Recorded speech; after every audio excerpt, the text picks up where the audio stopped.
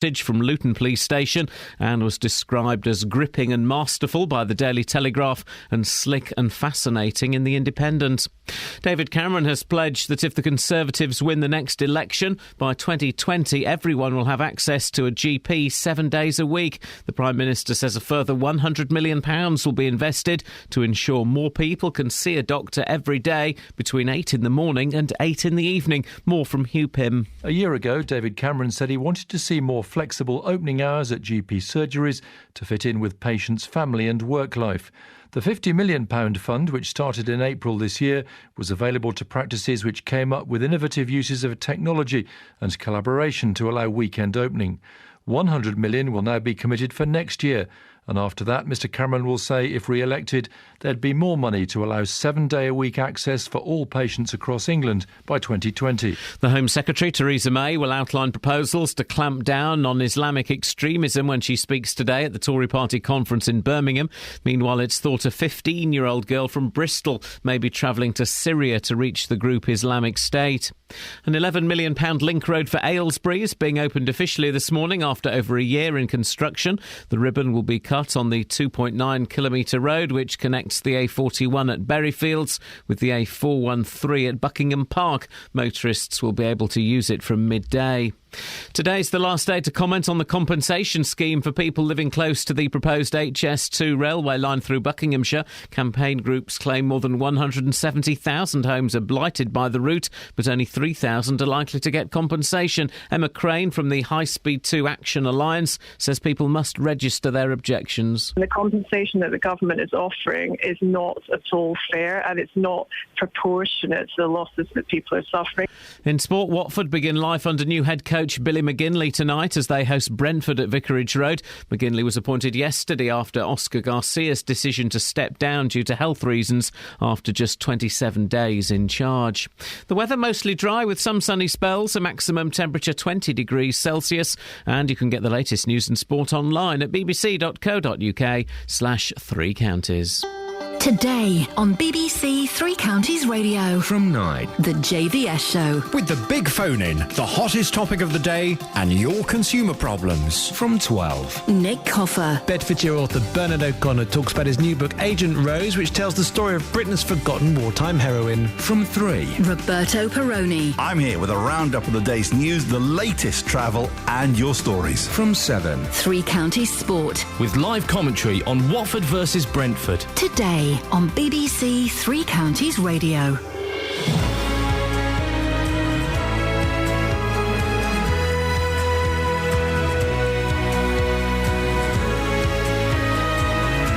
Morning! No comment. No comment.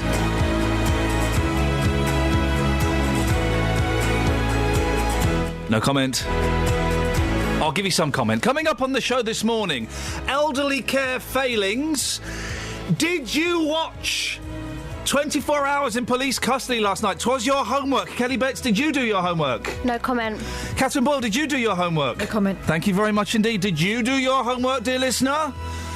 And also, loose lips lands counsellor in hot water. Not literally, that would be horrific. Those lips would have to be really loose. Oy. And why would you do that so close to scalding water? I know, I mean, guys, seriously. Hey, if you want to take part in the show, could you? Would you? I get paid. You do it for the love. 08459 455 555. Across beds, hearts and bucks. This is BBC Three Counties Radio. Sorry. Well, that's us definitely guaranteed not winning another Sony Award or any of the Gillards. It's an odd show today. We did set you home... We did set your homework, listener, to watch 24 Hours in Police Custody, the Channel 4 documentary series about... You having fun there, Catherine? Because no one else is. Trying to do a serious bit now. What's your beef? You're my beef. I'm not your beef. You mean Yorkshire pudding? That's actually funny. Yeah, except I'm from Lancashire, but nice try. Yeah, you mean Lancashire hot pot? Oh. Can I dip my bread in? No. Did you watch it last night? What did you think? Not you, Catherine or Kelly, I'm talking to the listener. I watched it. Now. I've got one right now. About what? About this. Really? Yeah. This is unprecedented, yeah. Fine, let's go straight into the calls. Who is it? Andrew in Bedford. Let's go straight. Andrew, he's up early, cheeky little sausage. Let's go straight into the calls. This is unprecedented. Also, I should warn you. This is what happens when you set homework. We should do it all the time. We should do. We should warn the listeners as well. If they're out and about in Luton, they may be accosted by a giant monkey.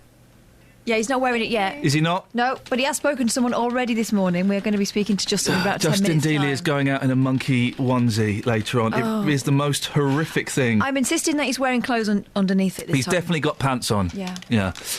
Andrew's in Bedford. Good morning, Andrew. Good morning, Ian. Did you watch 24 Hours in Police Custody, starring Luton Police? I did. I did my homework. And what did you think of it, sir? Oh, a boring programme. I don't know how critics can describe it as gripping, because for most of it, it was just a bloke answering questions with no comment. No comment.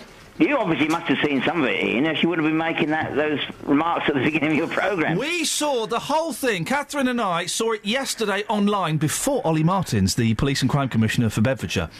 And I thought, Catherine, I thought the whole no comment thing, it was like a game of chess. It was wonderful, wasn't it? I loved it. And the more I think about it afterwards, the more I realise how skillfully that was done. You're disappointed, Andrew, because it wasn't like Columbo or something. Or the Sweeney. Yeah. No, I knew from the start that they wouldn't be showing anything juicy, because these programmes, they say that the police are being open and that, and well, I can't say that they weren't. But, I mean, there's so many legal restraints put on it. You don't get the juicy bit. We got a fella who was accused, arrested, charged and found innocent of being involved in a murder. We got that. That was something with the whole journey, from them going into his house, finding the box, bringing up the box several hours later into question. Then at the end you find out he had nothing to do with it. Brilliant. No, you didn't find out in the end he had nothing. Well, we did. We found out he was innocent. Cleared. He got cleared. What was there? Can I just say, by the way, dear listener, let's tread very carefully, OK? He got cleared, and that's fine by me. What was there not to love about that? I thought, yes, it was slow, but guess what? TV programmes used to be slow. We're also used to, like Backstreet Boys and Rihanna videos where everything's really fast cuts. I didn't think it was that slow. It came to about 3:15 when normally I've got to go and pick up my daughter, and I thought, she could stand outside for another 10 minutes, can't she, so I can watch the end of this? I mean, of course I went and collected her, but I was tempted. Well, it was compelling stuff. How can you not like it? Dear listener, your thoughts, please. 24 hours in police custody. What did you reckon? 08459 455 555.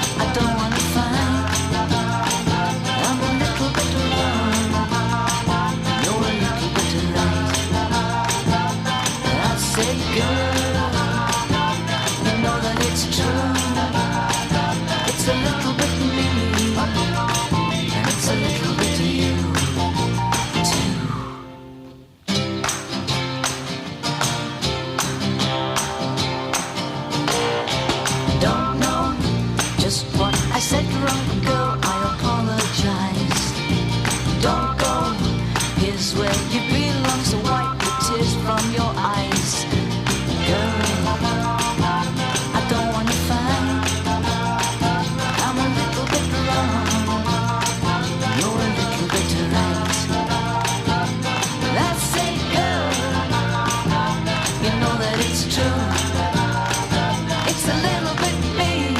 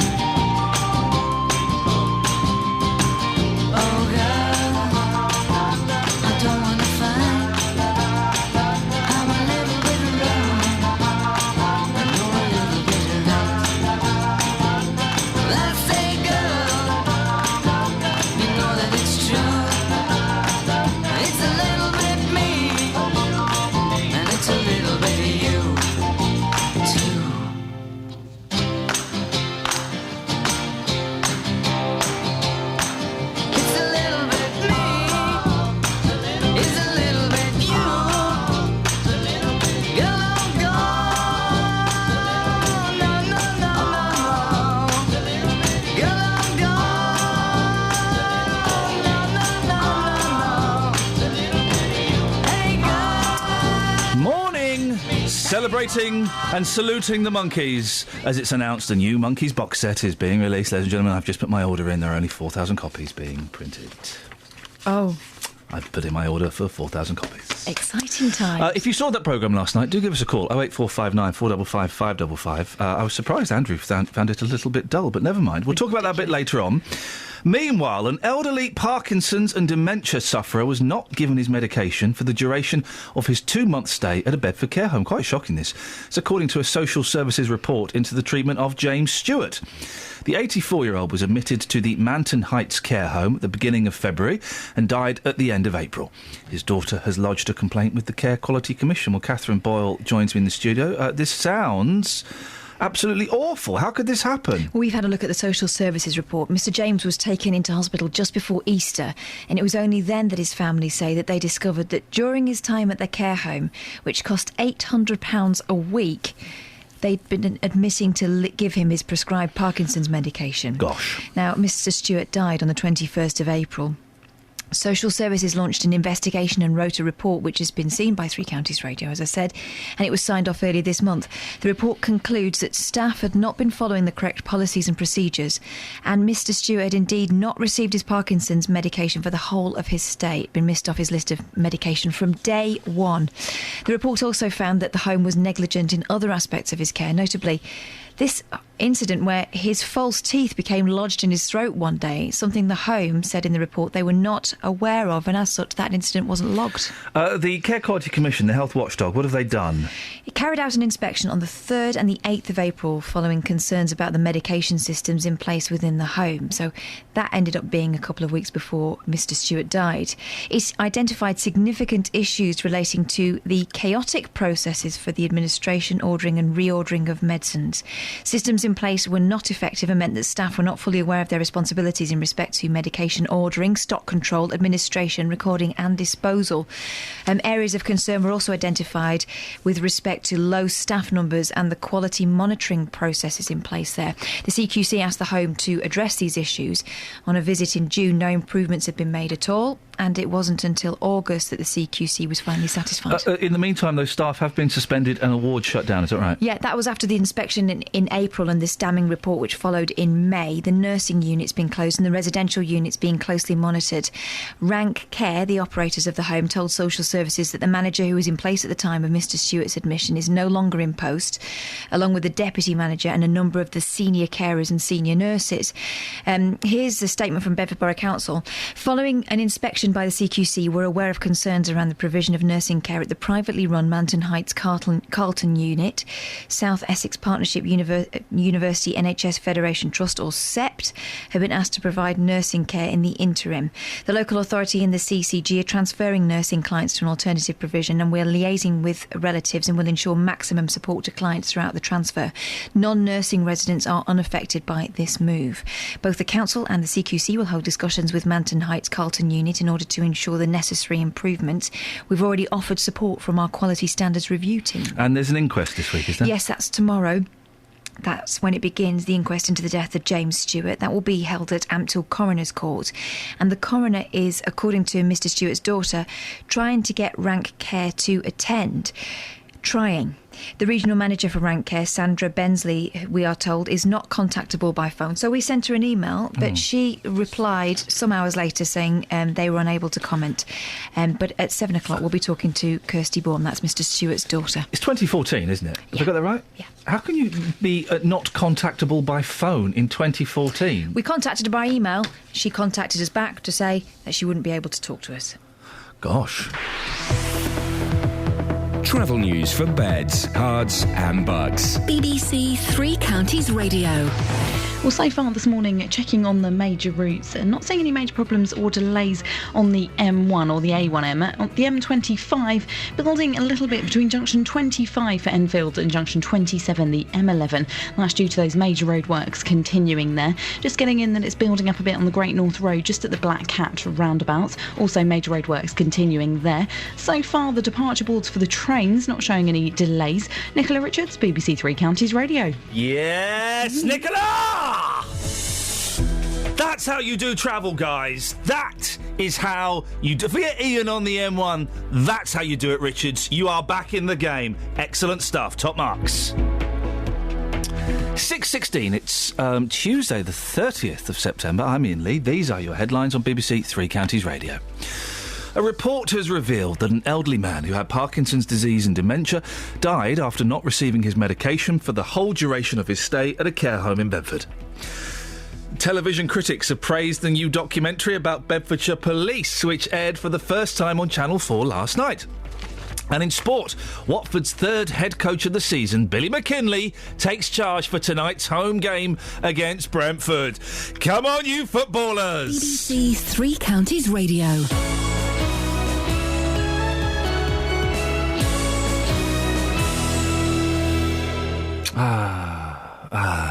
Nick Coffer.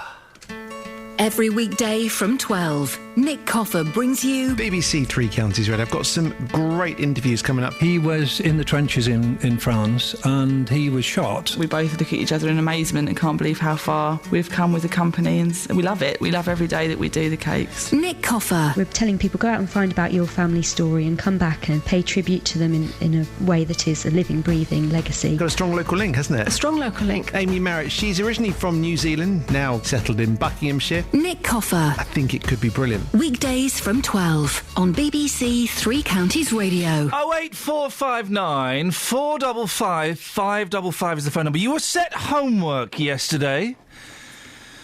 Kelly Betts, did you do your homework? No comment. Catherine Boyle, did you do your homework? No comment. Your homework, dear listener, was to watch 24 Hours in Police Custody, starring Luton Police. 08459 455 555 is the telephone number if you want to give us a call. Catherine, we've got some tweets, have we? Got a text. Oh, OK. Sir, I did my homework. Oh, little creep. It's from Jodie in Beds.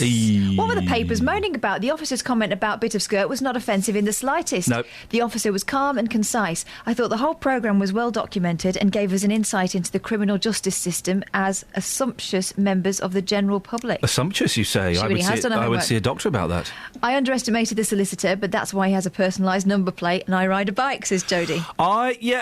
We did the thing yesterday and I've been caught out before and I was caught out yesterday of talking about a show that we hadn't seen, and we went with the Daily Mail line that the reference to a bit of skirt was inappropriate. It wasn't inappropriate, Daily Mail. Guess what, guys? You made up a story. He was trying to get a rise out of a very closed suspect. I think, Catherine, if I ever start to talk about a television show I've never seen, can you stop me? Same as. Yeah, because we get every time. I remember slagging off Splash until I watched it. That's brilliant. Hey, do you know what we've got on our faces this morning? I can see a bit of egg on yours. Exactly. Yeah, have I got some of mine? Yeah, tiny bit. Oh, man alive. Kelly's making her own jokes over there. Thank you very much indeed, Kelly. 08459 455 555. Did you watch the show last night? Your thoughts, please. Venus must have heard my plea. She has sent someone along for me.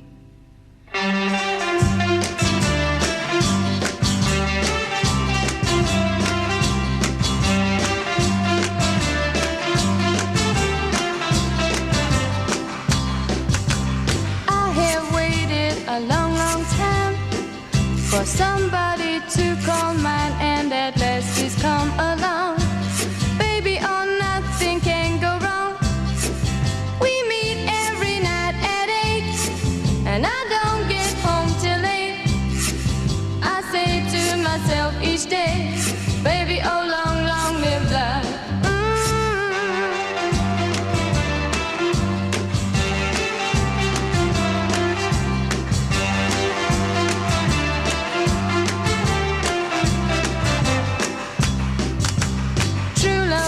The greatest thing I know now. I sing of the moon and stars above. How I love to be in love. We meet every night at 8, and I don't get home till 8. I say to myself each day, baby, oh, long, long live love.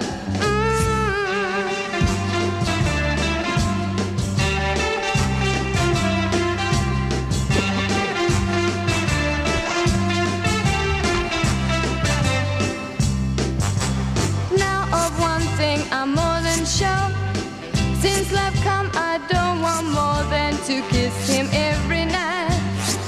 Makes everything alright. We meet every night at 8, and I don't get home till 8. I say to myself each day, baby, oh long, long live love.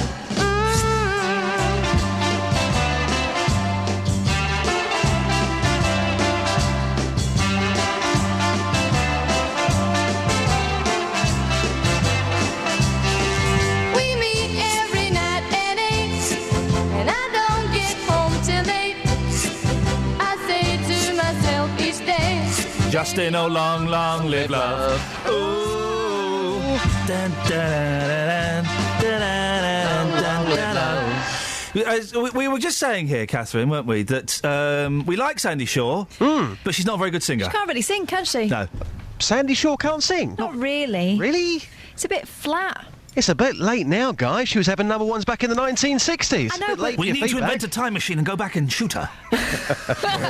Or train No, not her her. up. Hitler. No, it was good. It was 60s style. It sounded like just a girl in the street, which was what the idea was, I guess. I made myself chuckle with my Hitler Sandy Shaw confusion. Wow. I think she had charisma. She she didn't even have much charisma. Oh, come on. She was great. I mean, she was beautiful, and I love Long Long Live. What was the other big hit she had? Always something there to remind me. Bam, bam, bam, bam. I was born to love See, you. obviously we're good singers And ourselves, I so will never be free. we can You'll recognise always be a part of me. a singer.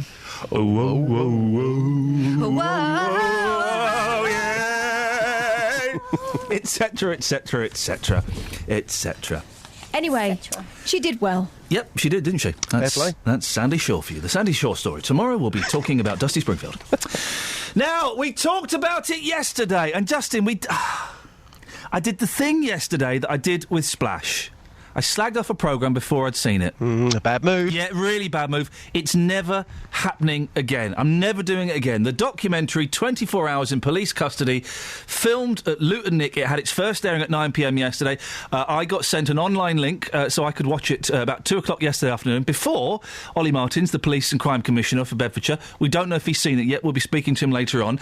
If you missed it, well, shame on you. It was your homework. But the first episode focuses on Mahmoud Beg, a man on suspicion of conspiracy to murder his brother-in-law, Atif Ali. Please come to the door, please. I'm arresting you on suspicion of conspiracy to murder. Do not have to say anything, but it may harm your defence if you do not mention when questioned something which relates to a line in court. Anything you do say may be given in evidence. Do you understand? It's massive, isn't he? Yeah. Big old boy. Mahmoud Beg is the brother-in-law of main suspect in the conspiracy. An interesting development has just come in. They have found the 818 phone box. And on it went. Of course, he was, let me get this right, I got that wrong in the intro, didn't I, Catherine? He was being held on suspicion of conspiracy to murder in the Atif Ali case. Right, that's it, OK. And his brother-in-law Was the main suspect. Listen, we're struggling to explain the whole intricate story this morning. It was a tricky one to follow, wasn't it, Justin? Did you see it? Yes, I did. I have to say, I think the opening, 15 minutes of the programme was rather boring. Detective Martin Hart, he was the main detective in this programme. They almost built him up to be David Brent-like, and I think yesterday in the papers that they were talking about him in comparison to David Brent from The Office. He came back from his holiday. He was talking about Vegas, but when he was in that interview room, he was absolutely incredible. And I think anybody who doubts Luton Police Force should be watching that programme on Watch Again. It was absolutely superb. It really was. You just have to make it completely clear for those that maybe missed the denouement of the television programme that Mr. Beg was cleared of conspiracy to murder Atif Ali at Luton Crown Court in August. There are, of course, several people who are unhappy with Luton Police Force. We spoke to some of them yesterday. And I did think that it was... I didn't think the first 15 minutes was dull. I thought it was thoroughly exciting. I enjoyed the whole thing, and it was quite slow, but... There's nothing wrong with slow on a television programme if it's gripping. It was gripping, absolutely. The papers, the Mail kicked up a stink yesterday, didn't they? But I think that was unfair. Well, some of the other papers this morning, again, congratulating the programme. Some comments for you on Twitter. Sean Cullen says, great to see Luton on telly. Top programme, you must watch it. Jack Kershaw, though, says, the fact that Channel 4 have put this programme out and the person was found not guilty in Luton, that's crazy. Why did they air this? He's not guilty. He would have had to. I'm pretty sure, of given his consent for it to have gone on air. I'm sure as well. He would have had to. They would have said, "Look, are we okay to put this out?" And he would have said, "Yes." Yep. I'm imagining. And he was interviewed, of course, at the end as well. Yep. And Roger says there, Roger Setchell, absolutely brilliant reality TV. The Luton leading detective is amazing. Now, Iain, I have actually been out on the streets this morning for the last 45 minutes or so. It's certainly the talk of Luton. Most people haven't seen it yet because obviously people getting up for work early. Most people are going to be watching it later on today. They know about it, they've recorded it. But I did find one person who saw the programme who had some interesting words to say. Listen to this. As a Lutonian, somebody who lives in this town, watching your town on TV last night, what did you make of the programme? It was interesting, but at the same time, it's giving the place a bad publicity, but at the same time it's interesting to know what's actually happening. Well, after watching that programme last night, do you now have more faith in the local police force here? I've never really trusted the police, to be honest. Never. I'm not a friend of the police. After watching that last night, has that trust improved at all? Nah, still don't trust them. Justin, thank you very much. We'll speak to you. Can we speak to you about just before 10 to 7? Yeah, I'll be in my costume. Yeah, I know. Yeah, OK. Thanks very much indeed. That young gentleman there speaking to Justin saying it gave the police a bad impression. I didn't see that. I didn't see that. Me neither. I thought it was good. I liked the... what was that thing? The Cock of Justice. I thought that was good. I enjoyed it. I really enjoyed it. Part of me feels I should phone up Colette Paul and apologise for giving her a rough... She'd seen it, we hadn't. Yeah, I know. I was thinking yesterday, I should send her an email, apologise for giving her a rough ride. No, why? No, she defended herself She beautifully. did defend herself. She knew exactly what she'd done. Colette Paul knows, yes, she's very good. Well, Ollie Martins is coming in later on. Do we know if he's seen it yet? He was going to Sky Plus it, wasn't he? Yeah, I'm hoping he's seen it. OK. Don't save it, I want to know Ollie. more about that guy's holiday in Vegas. Did he go to Vegas? Yeah, he went to Vegas. Did he? With his wife and another couple. Didn't mention it, did he? It wasn't made clear where they'd gone to. He should really have dwelled on that a bit more, I think. Travel news for beds, cards and bugs. BBC Three Counties Radio. Starting to build up a bit on the Great North Road on the speed sensors this morning, just at the Black Cat roundabout. So far, the M1's moving rather well. Do expect some delays on the M25 between junction 25 for Enfield and junction 27, the M11, as those major roadworks continue there. Also, a lane closed on the M40 just at junction 5 for Stoke-on-Church as bridge maintenance work continues there. And in East Barnet, there's some junction improvements taking place just on Brookhill Road at Cat Hill. So do expect delays as temporary traffic lights are in place at the moment. So far, there's no reported problems on the trains. Nicola Richards, BBC Three Counties Radio. You are on fire this morning, girlfriend! How are you doing it? Just living the dream. This is awesome, Travs! Awesome, Travs! Across beds, hearts and bugs. This is BBC Three Counties Radio.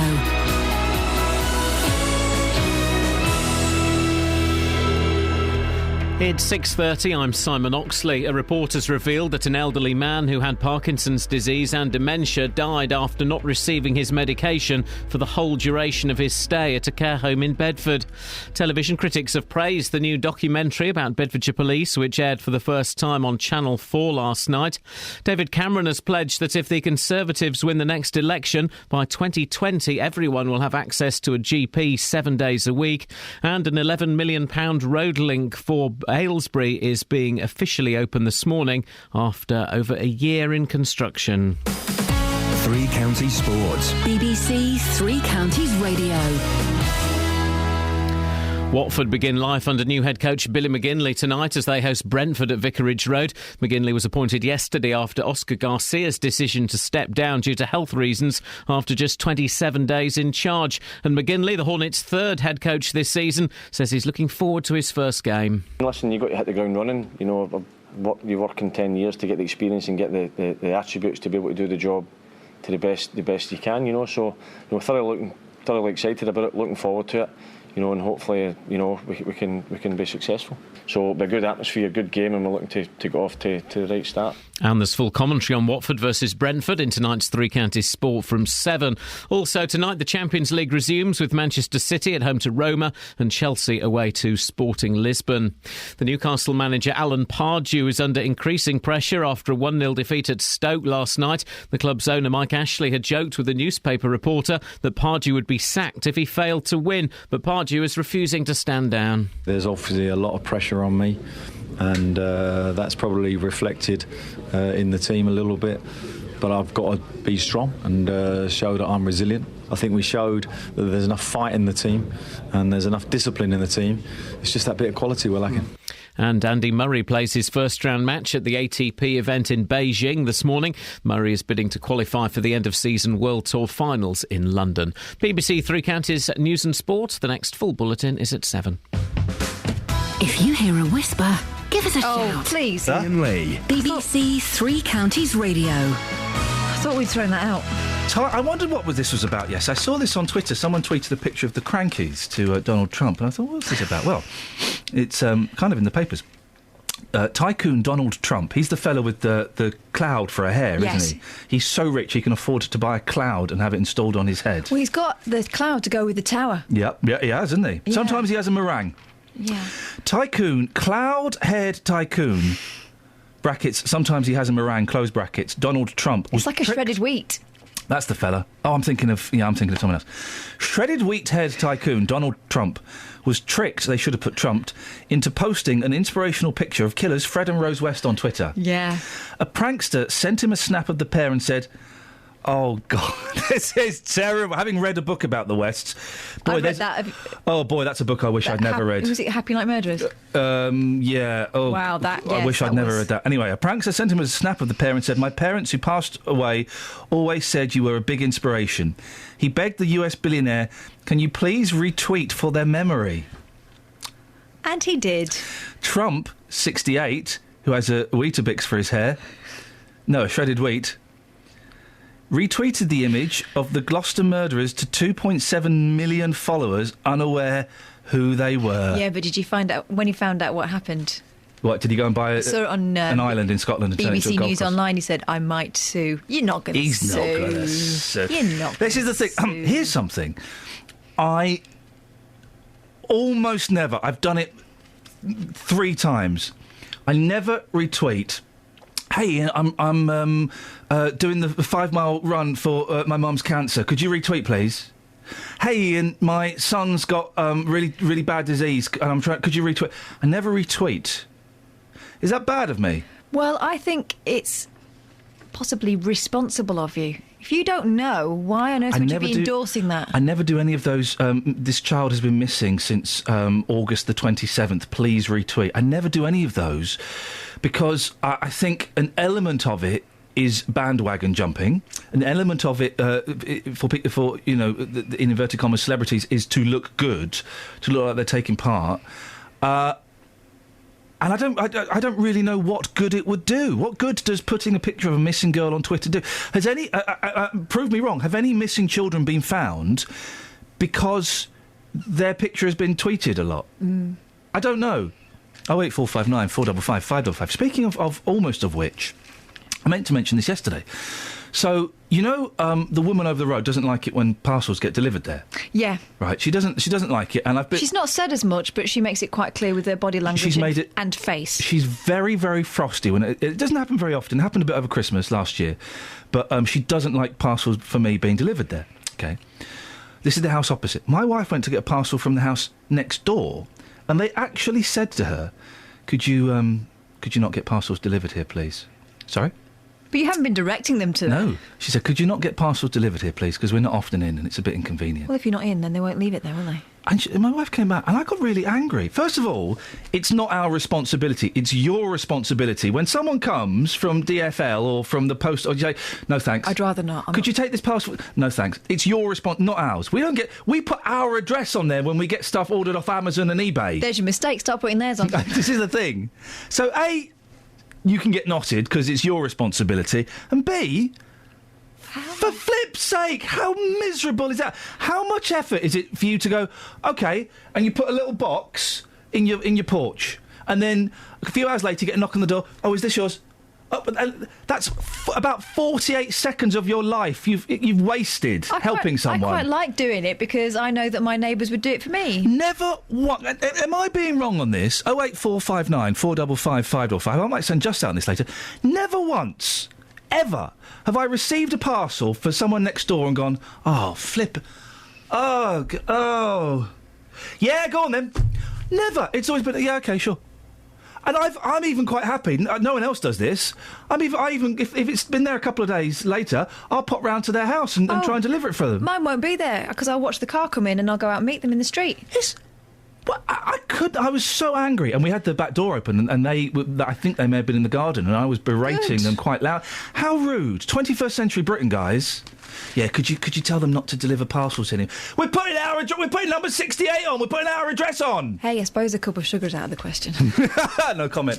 What you got in the papes? Loads of stuff. There's some nonsense in the Daily Mail about working out whether you've got a male brain or a female brain. Do we really believe that these days? Yeah. Apparently that's still... Men are from Mars, women are from Mars, and men are from Venus. Or we're all kind of the same. Let's just...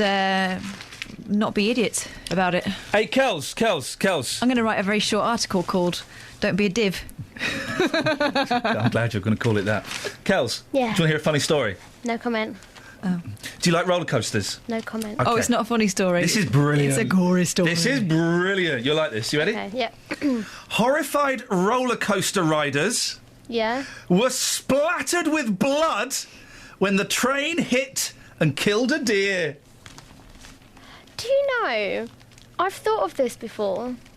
When I'm on a roller coaster, I get scared that I'm going to headbutt a bird or swallow a wasp. I'm surprised that this is the first story that I've heard of it. The animal was decapitated by the 50 miles per hour ultimate ride at Lightwater Valley Park, North Yorks on Saturday. One witness, a dad of two from Howden, said there was screaming. That's not very nice. It's a roller coaster ride. Of course there was screaming, guys. I wanted to go faster. But imagine you're on a... This is horrible, but imagine if you're on a roller coaster ride, and then splat, and you get covered in blood. Yuck. Ooh. Oh, you're not laughing as hysterically as I thought you might do with that. It's a deer, isn't it? It's a life. It was a cat. If it had hit like a murderer, if the deer had murdered someone, then maybe I'd laugh a little bit more. Yeah, because deer murder's funny. Weird pervert.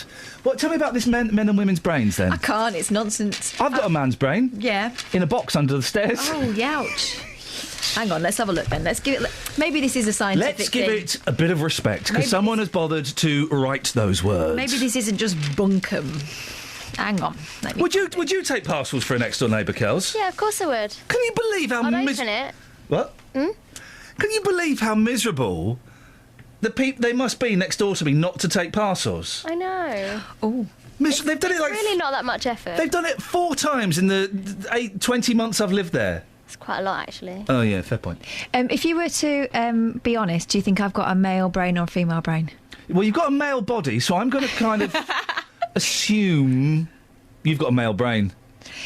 Sit down for a moment, relax, then clasp your hands together so your fingers entwine. Don't overthink it, OK? Now look at your thumbs. I hope you're doing this at home, guys. Which one is on the top, the left one or the right? The left. If you're a man, the odds are it will be the left. Yeah, I'm a man. You're a man. I know. Kelly's showing us her thumb configuration. If you're a woman, it's probably the right. What does it mean if they're not on top of each other? Mine's side by side. Oh, deviant? That means weirdo. Oh, thanks, guys. Means you're bisexual. Now unfold your hands and take a look at your fingers, in particular your index finger. That's Which the one one's that? next to your thumb. Your Okay. Peter pointer. Peter pointer. And your ring finger. Yeah. It can be quite subtle, but in men, the ring finger, measured from the crease where it joins the hand, is likely to be longer than the index finger. Incorrect data. My ring finger is shorter. Yeah, same. What's this got to do with in brains? women... This is hands. I know. In women, they're typically the same length. No, they're not. Look. No. But, I mean, you've got other things Clearly that enough. women shouldn't have. Yeah. It's just nonsense. Strangely enough, your hands give clues to what is sometimes called brain sex. Yeah, only on this page. Brain sex? Guys, it's 6:41 on a Tuesday. Foam noise. I like the mushy peas.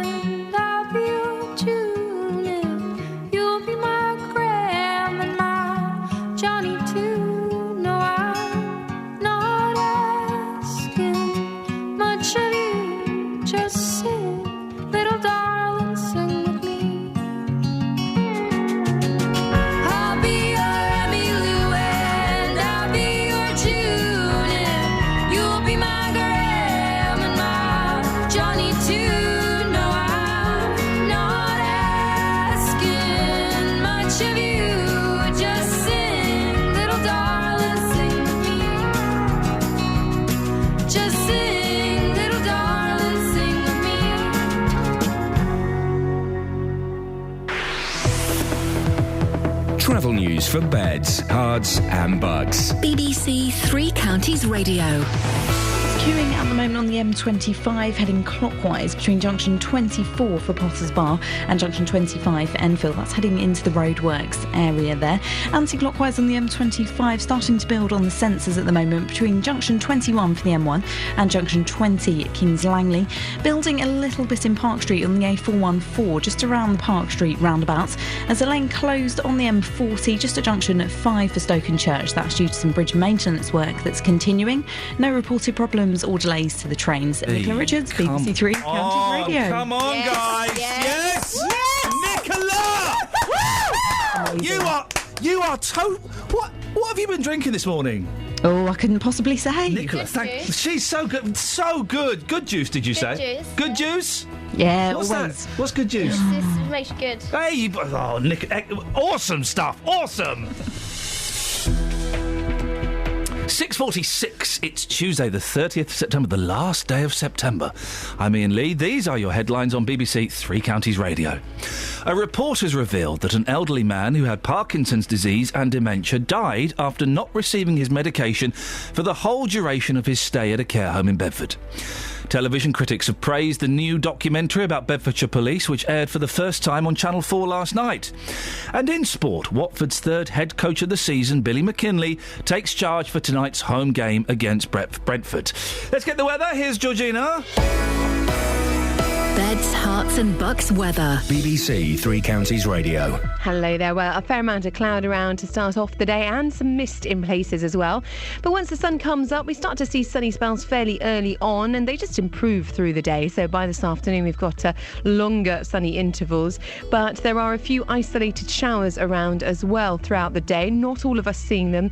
And although it's really quite warm though still, with highs of 20 degrees Celsius. Now tonight it clouds over. We've got some patchy rain pushing eastwards with lows of 13 degrees. And tomorrow, quite bright in the west. So the further west you are, the brighter the day will be to begin. But further east you are, the cloudier it's going to be. So through the day, it does improve. It does brighten up by the afternoon. But we're still holding on to a lot of cloud in certain places even then. But it is at least looking largely dry for tomorrow, with temperatures reaching about 19 degrees Celsius. Now, Thursday's looking largely dry, but a possibility of a few light showers. Friday, dry and bright by day, but wet and windy by night. And then Saturday, it's really going to start feeling autumnal at last, with a cooler, fresher feel. That's your latest forecast.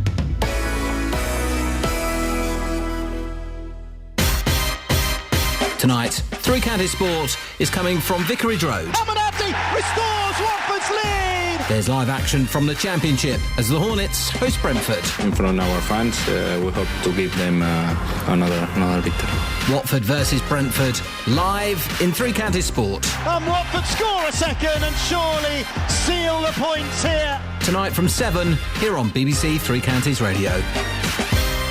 Iain Lee, Catherine Boyle, Kelly Betts, Dave from Luton. Dave, yes, fine, thank you. Good morning, boss. Thank you, good morning. Thank you, milady. Yeah, I'm a man. Thank you. Excuse me, I'm a man. Can you prove that? Well, come here. Would you... What? Well, come here. You come here? No, you come here, Actually, pal. don't come anywhere. What can we do for you? At long last,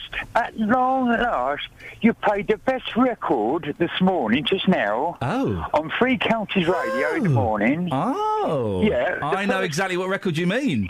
You mean this? Zilch, Mr. Davalina, Mr. Bob Davalina, Mr. Davalina. Do you mean this one? No, not that, you Do you mean this one? Hookah shaka, hookah, you fool!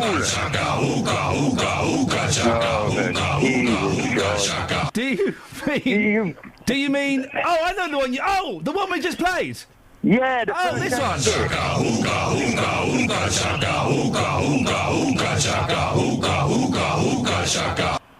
Do you have to put that in my ear first thing in the morning? Who's there with you, Dave? Which one do you mean? First aid kit you just played. Oh, this one. No. No. This one.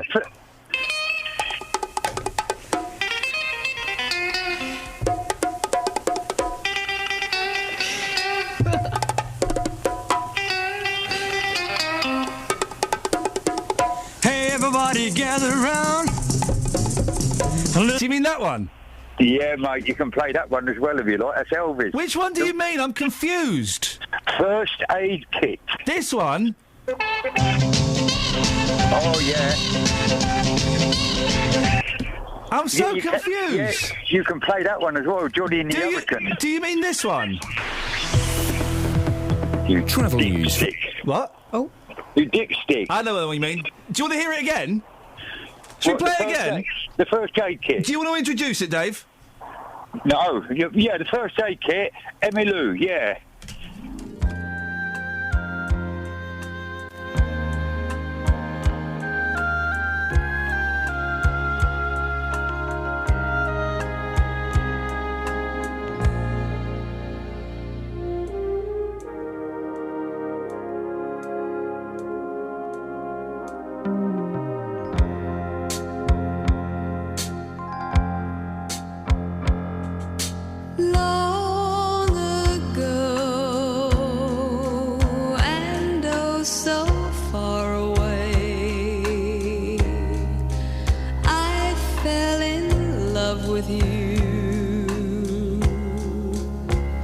before the second show.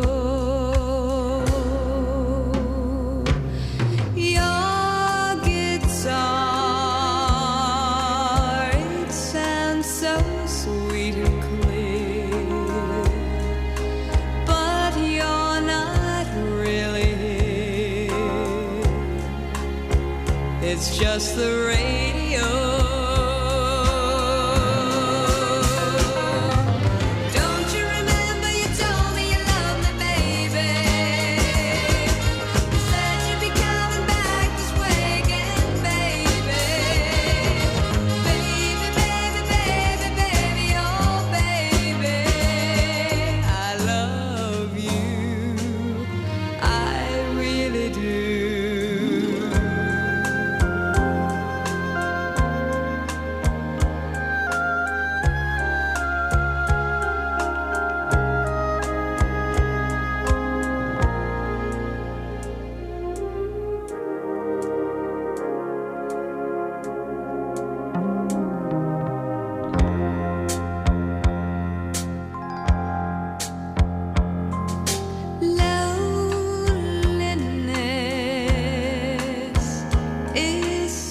Sad affair, and I can hardly wait to be with you again. What to say to make you come again, baby?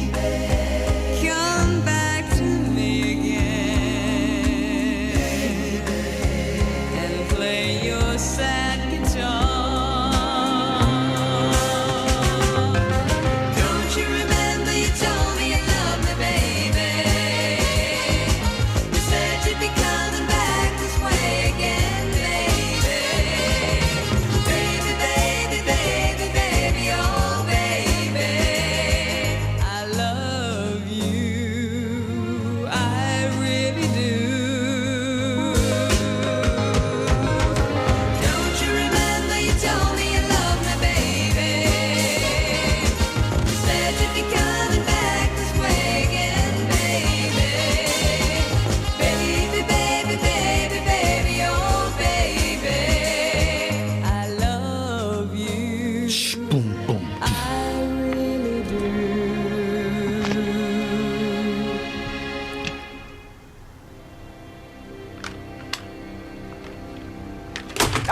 Oh, you broke it. Hang on a minute. I'll fix that. Don't worry. All it is the escape key and the enter key. The two least... Oh, no, the escape key is really important.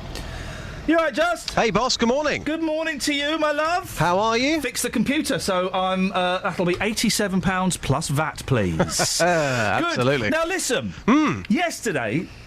we discussed the the second most made-up race route I've ever encountered in my life. The Matalan monkey scandal. Onesie. Yeah, two black kids. The question should have been yesterday. I thought about this on the way home. Often I think of how we could do the show better on the way home.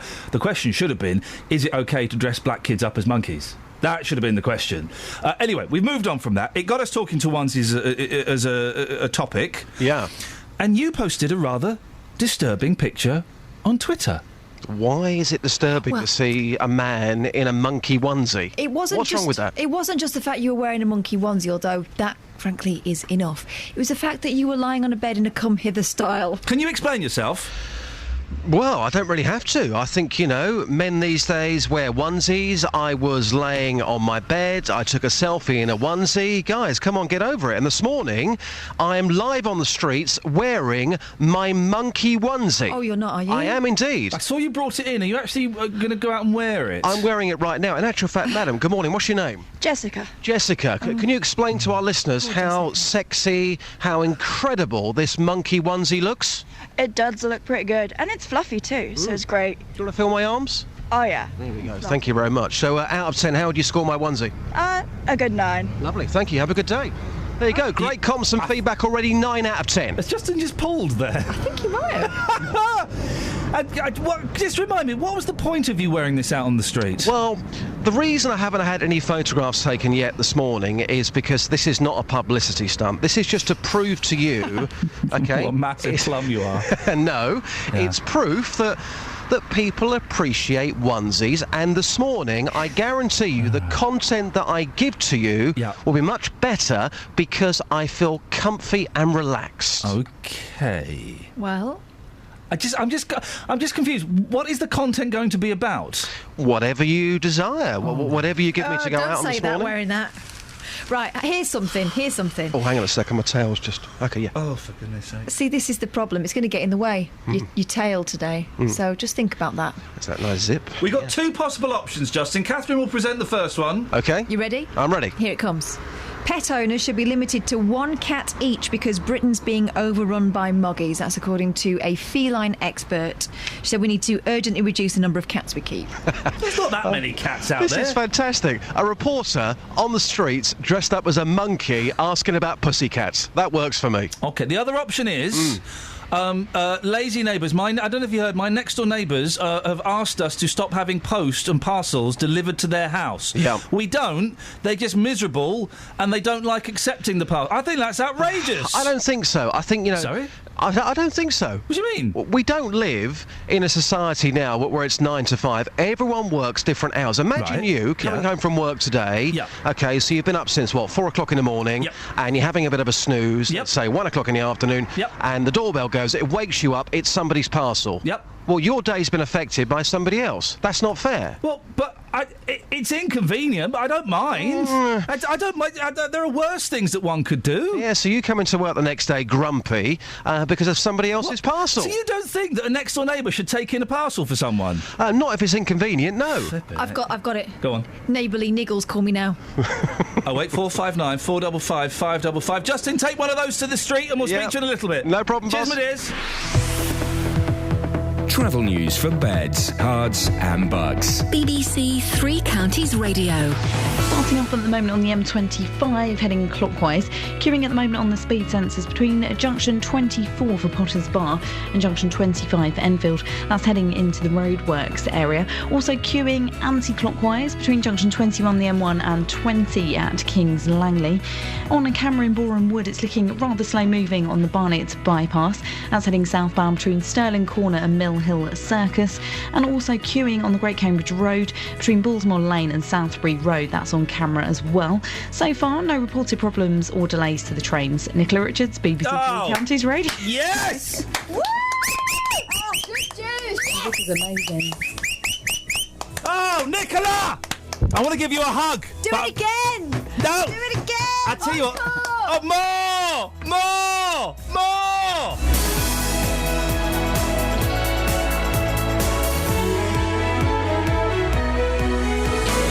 Local and vocal across beds, hearts and bucks. This is BBC Three Counties Radio.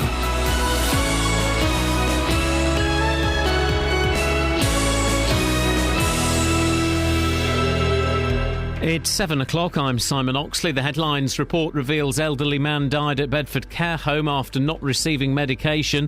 TV critics praise Bedfordshire Police documentary. And Watford's latest head coach takes charge for the first time tonight. BBC Three Counties Radio. A report has revealed that an elderly man who had Parkinson's disease and dementia died after not receiving his medication for the whole duration of his stay at a care home in Bedford.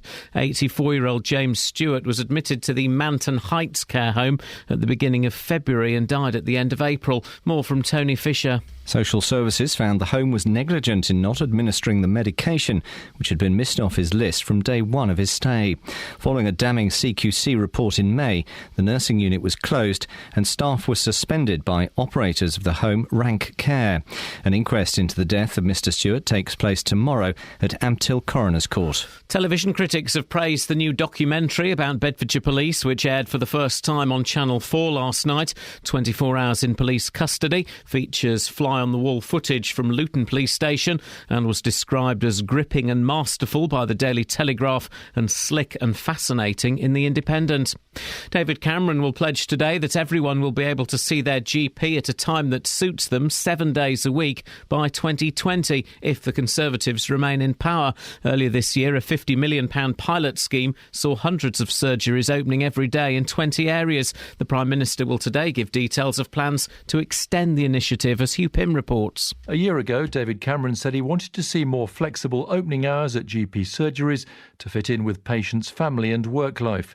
The £50 million fund, which started in April this year, was available to practices which came up with innovative uses of technology and collaboration to allow weekend opening.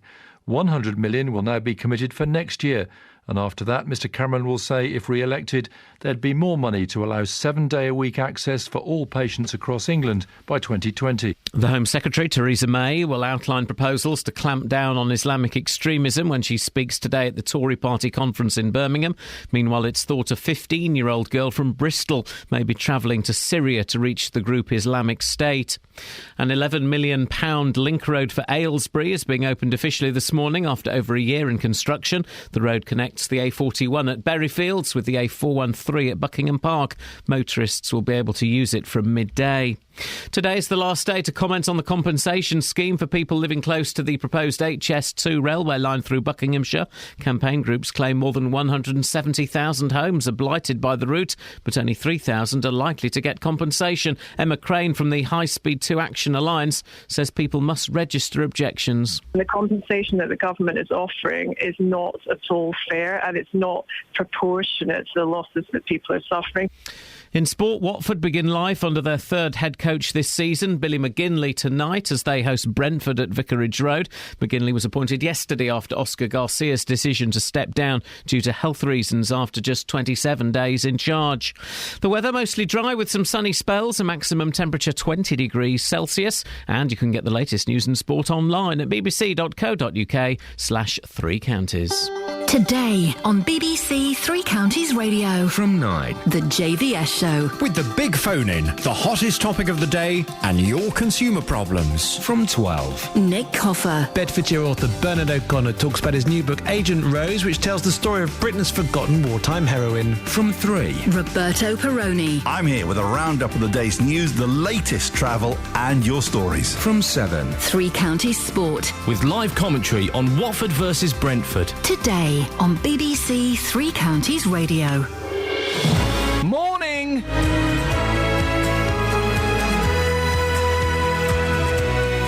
This is Iain Lee, BBC Three Counties Radio. It's 4 minutes past 7. It's the last day of September, producer Catherine Boyle. Oh. Who'd have thought? That means it's October. That means my mum is 64 on Wednesday. It's nearly half term. That means it's nearly Christmas. Oh. Ouch. Yeah. Busy show this morning. We'll find out quite an incredible story about, mistakes that were made in healthcare. We'll also be talking to Justin about why on earth he's wearing a onesie. And what was the homework I set the listeners last night? To watch 24 Hours in Police Custody. Did you watch it? Well, did you? Don't phone up and say no comment. Andrew called in earlier. He wasn't keen. He thought it was really boring. He must have been watching the wrong thing. Were we watching the same programme? I thought it was fantastic. I thought it was slow, but good slow. I was ready for it to be rubbish. Yeah. I was disappointed. It was great. Yeah, I know. I was disappointed it was great. Also, Ollie Martins, the Bedfordshire Police and Crime Commissioner, will be coming in today. Did he watch it last night, or is he saving it for the weekend? He did. I'd seen it before he had. I can't believe he wasn't even curious. 08459 455 555. Across beds, hearts and bucks. This is BBC Three Counties Radio. Now, a report has revealed that an elderly man who had Parkinson's and dementia didn't receive his medication during his entire 2-month stay at a Bedford care home. According to Social Services paperwork, 84-year-old James Stewart was admitted to the Manton Heights at the beginning of February. In April, his condition had declined to the point he was taken to Bedford Hospital. Well, sadly, at the end of that month, he died. And unsurprisingly, his daughter wants answers. Kirsty Bourne joins me now. Morning, Kirsty. Good morning, Ian. First of all, the magnificently named James Stewart. Yes, indeed. What a fantastically strong name. Tell me about your dad. What was he like? Well, he was my dad, and he was very sporty all his life. So tragic for him to get a disease like Parkinson's, and then a double whammy with dementia. I still remember, I told the story at his funeral, that when he was 70, he said to me that come the day he couldn't hit or kick a ball anymore, he was happy to shuffle off this mortal coil. So again, for him to end his life in a wheelchair and in a care home was sad. How aware? I mean, how bad was his dementia? How aware was he of his declining physical condition? Yes, dementia is fascinating, and that's a whole other story, really, how it creeps up on you and takes over. Yeah. By the time we moved him to Manton Heights, he'd crossed the line, really. I'll tell you what, if he knew that, not just the fact that he was a Scot, but he had been very careful with money all his life, he would have been horrified to think he was self-funding. He was having to pay £800 a week to stay in such a place. Mentioned my mum's birthday this week. She's also in a care home, and she's self-funding. And, everything she's worked for and everything she's saved for is pretty much gone now. It goes so quickly. And you're right, pride does come into it, doesn't it? Yeah. It was obviously we want the best for our parents. Why Manton Heights? Why was that chosen? Again, because he was self-funding, my father was previously in another care home in Ampthill, which was fantastic, Lavender Court. What was fantastic about it? It was quite unique, actually, in my experience of having viewed lots of care homes now. It really consisted of mini flatlets, so they had independence and security. It was small and a dedicated staff, the likes of which I've never seen again. But they weren't a nursing home, so when his physical and mental state got worse, I had to move him. Because he was self-funding, you get very little help. I was handed a booklet from Social Services with just a list of care homes in Bedford. I went round to view them. Most of them in Bedford are not appealing from the outside. They're converted Victorian homes, small. Then I come across Manton Heights, which was purpose-built, barely 2 years old, bright, new, shiny, wide corridors, ensuite bathrooms. Looked great. And I hate to say, I was seduced by the look of it. I didn't look any further. I realise now the error of my ways, but that's why I chose Manton Heights. So he went to Manton Heights. He went in there in February of... what was it? Sorry, was it last year? No, this year. It was this year. So I apologise. Yes, it was. So it's February of this year. What went wrong? Well, the big thing that went wrong, although I have to say there were a litany of other things, but... The big thing that went wrong is, as you say, when he went into hospital just before Easter, it was only then I discovered that they hadn't been giving him his cocarl-dopa, which is the medicine you get for Parkinson's disease. And that, if I got this right, that helps kind of loosen up your joints. Otherwise you kind of stiffen. You're like frozen. Right. My dad's mobility wasn't great, but when he moved in, he could walk with a rollator. He could get to the toilet. He wanted to. Of course. He wanted to. Yeah. But within days... He was confined to a wheelchair. His speech deteriorated hugely, and of course his mental state. He really went into himself. I thought it was perhaps down to the move, because they don't take well to moves. No, it's very traumatic. But it wasn't, of course. It was when he'd moved into Manton Heights with a full handover list from his previous care home. They'd just forgotten to transfer his list of medication correctly. So the staff at Manton Heights were unaware that he was supposed to be taking these pills every day? Well, as I said, they had the correct list when he arrived. Somebody's handwritten the first facts to the chemist, and they'd left off the carl-dopa. And from then on in, it had never been included. Gosh. And at what point did you realise that he wasn't getting the medication? Not until he was in hospital. It was the doctor at the hospital that said, "Your father has Parkinson's, why is he not on medication?" I said, "He is." I said, "No, he isn't." And then on that very Sunday, I was in shock. I went to the care home to get hold of his care file, which had never been shown, I'd never seen, and within minutes it was obvious what had happened. I then tried to take the care file away with me. I wanted to photocopy it. Manton Heights threatened to have me arrested. In fact, they called the police. Gosh. I still took the file with me, photocopied it. Good for you. And took it back. Well done. There's a litany of other issues, small issues, mainly due to very, very poor management. We'll come on to those issues in a second. I just want to know, when you found out that you're again, because I similar situation, my mum, if I found out she wasn't taking her medication for MS, I would be distraught. Of course. How did you feel? How did you react? I was in shock. Yeah. I was in complete and utter shock. We'd moved into Manton Heights because... every elderly person is frail and vulnerable, but my father needed more protection. They had fancy beds to stop him falling out of bed at night. They had fancy toilets, that sort of thing. But the most basic, giving him correct medication, had just fallen off the edge. It's the care of a care home that you would expect. Yeah. What other failings were there? Oh, I mean, so many things. Again, I didn't discover till later. They had my phone number written down wrong. I mean, you know what? Fortunately, I used to go in quite a lot. But what if there had been an emergency? It is so unbelievable. Ridiculous. You're right.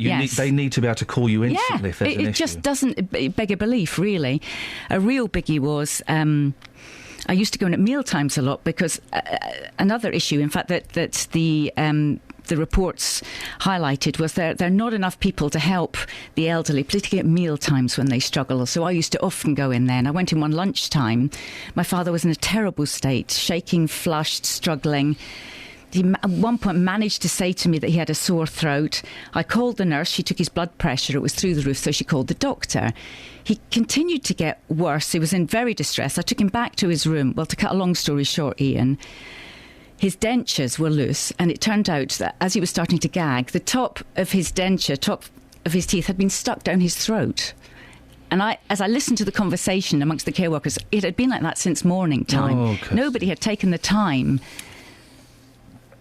So, I mean, it's pretty horrible, isn't it? It is, and I know there are lots of people listening who have loved ones in care homes. Listen, I'm sure the majority of them are great places, but we help our loved ones move into these places so they are looked after, so that we get peace of mind and they are comfortable and happy and well looked after. You took this to the Care Quality Commission. They've concluded that basically changes have been made, haven't they? But it's taken a long time for those to be implemented. But the trouble with that is, ironically, there were already complaints in place about Manton Heights when I moved my father in. I didn't know this. I mean, I suppose if I'd been more astute, I should have gone and checked. And actually, when I did go and check, there was only just a flag to say that there were some investigations going on. No indication how bad they were. They described the medication system in the Quality Care Commission report as chaotic. Now, if I had read that, would I have sent my father there? You're right. These things should be flagged up. Yeah. What do you want to see happen, Kirsty? Well, the trouble is, it's the system. Yeah. And according to Manton Heights, they were abiding by everything. Apparently, I mean, most of the care workers I came across, Iain, were fantastic, but there aren't enough of them. According to what they said, they were abiding by the ratio of parent to carer, but there aren't enough of them. And it's the system, isn't it? There aren't enough checks in place. These people are so vulnerable. And there's nobody to speak for them. I do think that we need to pay care workers more money. We do, to get without a question. Without a question. They have to do jobs we don't want to do. Yep. Oh, exactly. It's horrific what some of the things they have to do. There's an inquest into James's death tomorrow, isn't there? OK, I wish you the best of luck. We did try to speak to someone from Rank Care, the company that owned the home. They were unable to comment. Well, when we had social services did an investigation and they convened a meeting, Rank Care said they would come and then just didn't turn up. So they're due to come to the inquest tomorrow, but I'm not holding my breath. Apparently the regional manager for Rank Care, Sandra Bensley, we are told is not contactable by phone. Indeed, In the year 2014. She does not have access to a phone. Would you keep in touch and let us know how the inquest goes? That'd be very kind. I'd love to. I really appreciate you sharing your story with us. It's as someone who's got a parent in care, it's heartbreaking. It really is. Yeah. Thanks very much for sharing it with us. Thank you, Iain. Travel news for beds, cards, and bugs. BBC Three Counties Radio. Starting off this morning on the A1 heading southbound, rather slow moving at the moment between the Great North Road and the Black Cat roundabout on the sensors. The A1M also building up heading southbound between junction 8 and junction 7 of Stevenage. The M1 looking heavy between junction 11 for Dunstable Road and junction 9 for Redbourne. And on the M25 heading anti-clockwise, it's starting to queue between junction 21 the M1 and junction 20 at Kings Langley. Take a look in Boreham Wood, rather slow moving on the Barnet bypass on camera between Sterling Corner and Mill Hill Circus. No problems or delays to the trains. Nicola Richards, BBC Three Counties Radio. Nicola, you're doing it again. How are you pulling these out of the hat every... Catherine wanted to say... Catherine, what did you want to say to Nicola? Because you were dancing around with joy then. Have you done something different to your hair? Is it the shoes? I mean, you're just fabulous today. It's the shoes. Oh, mate, it's Kelly wants to say... Kelly, what did you said something to me while Nicola was doing that travel. Just say it to her, because I think she'd be touched by that. Mate, just... award-winning. Yeah. Thanks so much for the support. Nicola, Well can you keep it up, Nicola? We'll find out in 15 minutes' time. It just gets better and better. Nicola Richards, the gift that keeps on giving, eh? Morning, this is Iain Lee, BBC Three Counties Radio. It's 7:17, Tuesday the 30th of September. These are your headlines. A report has revealed that an elderly man who had Parkinson's disease and dementia died after not receiving his medication at a care home in Bedford. Television critics have praised the new documentary about Bedfordshire Police, which aired for the first time on Channel 4 last night. And in sport, Watford's third head coach of the season, Billy McKinlay, takes charge for tonight's home game against Brentford. If you saw the documentary about Luton Police last night, episode 1, give me your thoughts, please. I said it as your homework yesterday. 08459 455 555. We've had one caller already who, well, wasn't that impressed with it. Your thoughts, please. BBC Three Counties Radio.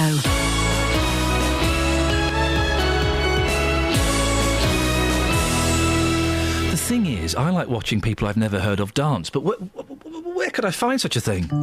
Oh, I love the weekend. Saturday morning up I get, cup of tea. My perfect weekend. Getting up, read the papers. Off to the golf club. Meet up with my mates. And then having a late supper. Perfection. Oh, my heart is pounding in my bosom. Get your fake tan out of the closet. Ooh, you did a heel when you should have done a toe. My suit is slick and sharp. Rapturous applause. Sprinkle yourself in stardust. Time for Strictly. Nah, don't watch it. 08459 455 555. That weird BBC thing of advertising television programmes on a radio station. I know we're one BBC. In that case, why was a story from my show on BBC Online yesterday with no credit? Not that you bothered. I am a little bit. I know. I am a little bit. I know. Listen, if we're one BBC, if we're all massaging each other's shoulders, then if you nick a story from a show, then all you got to say is, as heard on BBC Three Counties Breakfast Show, the Iain Lee. All you got to do is that. Be nice, wouldn't it? Would be nice, wouldn't it? Be nice. Credit where it's due. Hey, by the way, BBC Online, I've got a story for you. Apparently the actor from ER, George Clooney's got married. That came from me, not from anyone else. You can have that one. Oh, I heard that a really prominent lawyer got married to an ageing, greying actor. Is it the same thing? What the hell? Follow that lead. What's going on? Hey, Daz the trucker. Did anyone else spot the error in the Beds police programme? A woman kicking off at the police station, and the desk sergeant says, "There's only one person in charge here, me and Tim." Daz the trucker, I did notice that. I appreciated it fully. What I think will be interesting about that is she's going to become a bit more of a character, I think, as the show progresses. I thought she was great. She was very, very funny. I thought the whole show, I mean... I thought it was crack. We'll talk about this. I'd love your thoughts on it, please. 08459 455 555. Let's be honest, we were ready for it to be rubbish, weren't we? Yeah. Oh, well, yeah, totally. And I thought it was crack. I thought it was an interesting documentary, and I would call it a documentary, though not a fly on the wall reality series. Maybe it's always a reality. It was that was a proper old fashioned documentary. That was. And don't they have to deal with some? Can I legally say fruitcakes? The gentleman whose PlayStation 4 had broken down, and so he went bonkers. Serious business. PlayStation 3. Thank you very much indeed. I liked the woman doing the... He wasn't very well either. What's wrong with you? I'm just not well. What's wrong with my chest? Can I go out for a cigarette, please? I wonder what might be the matter.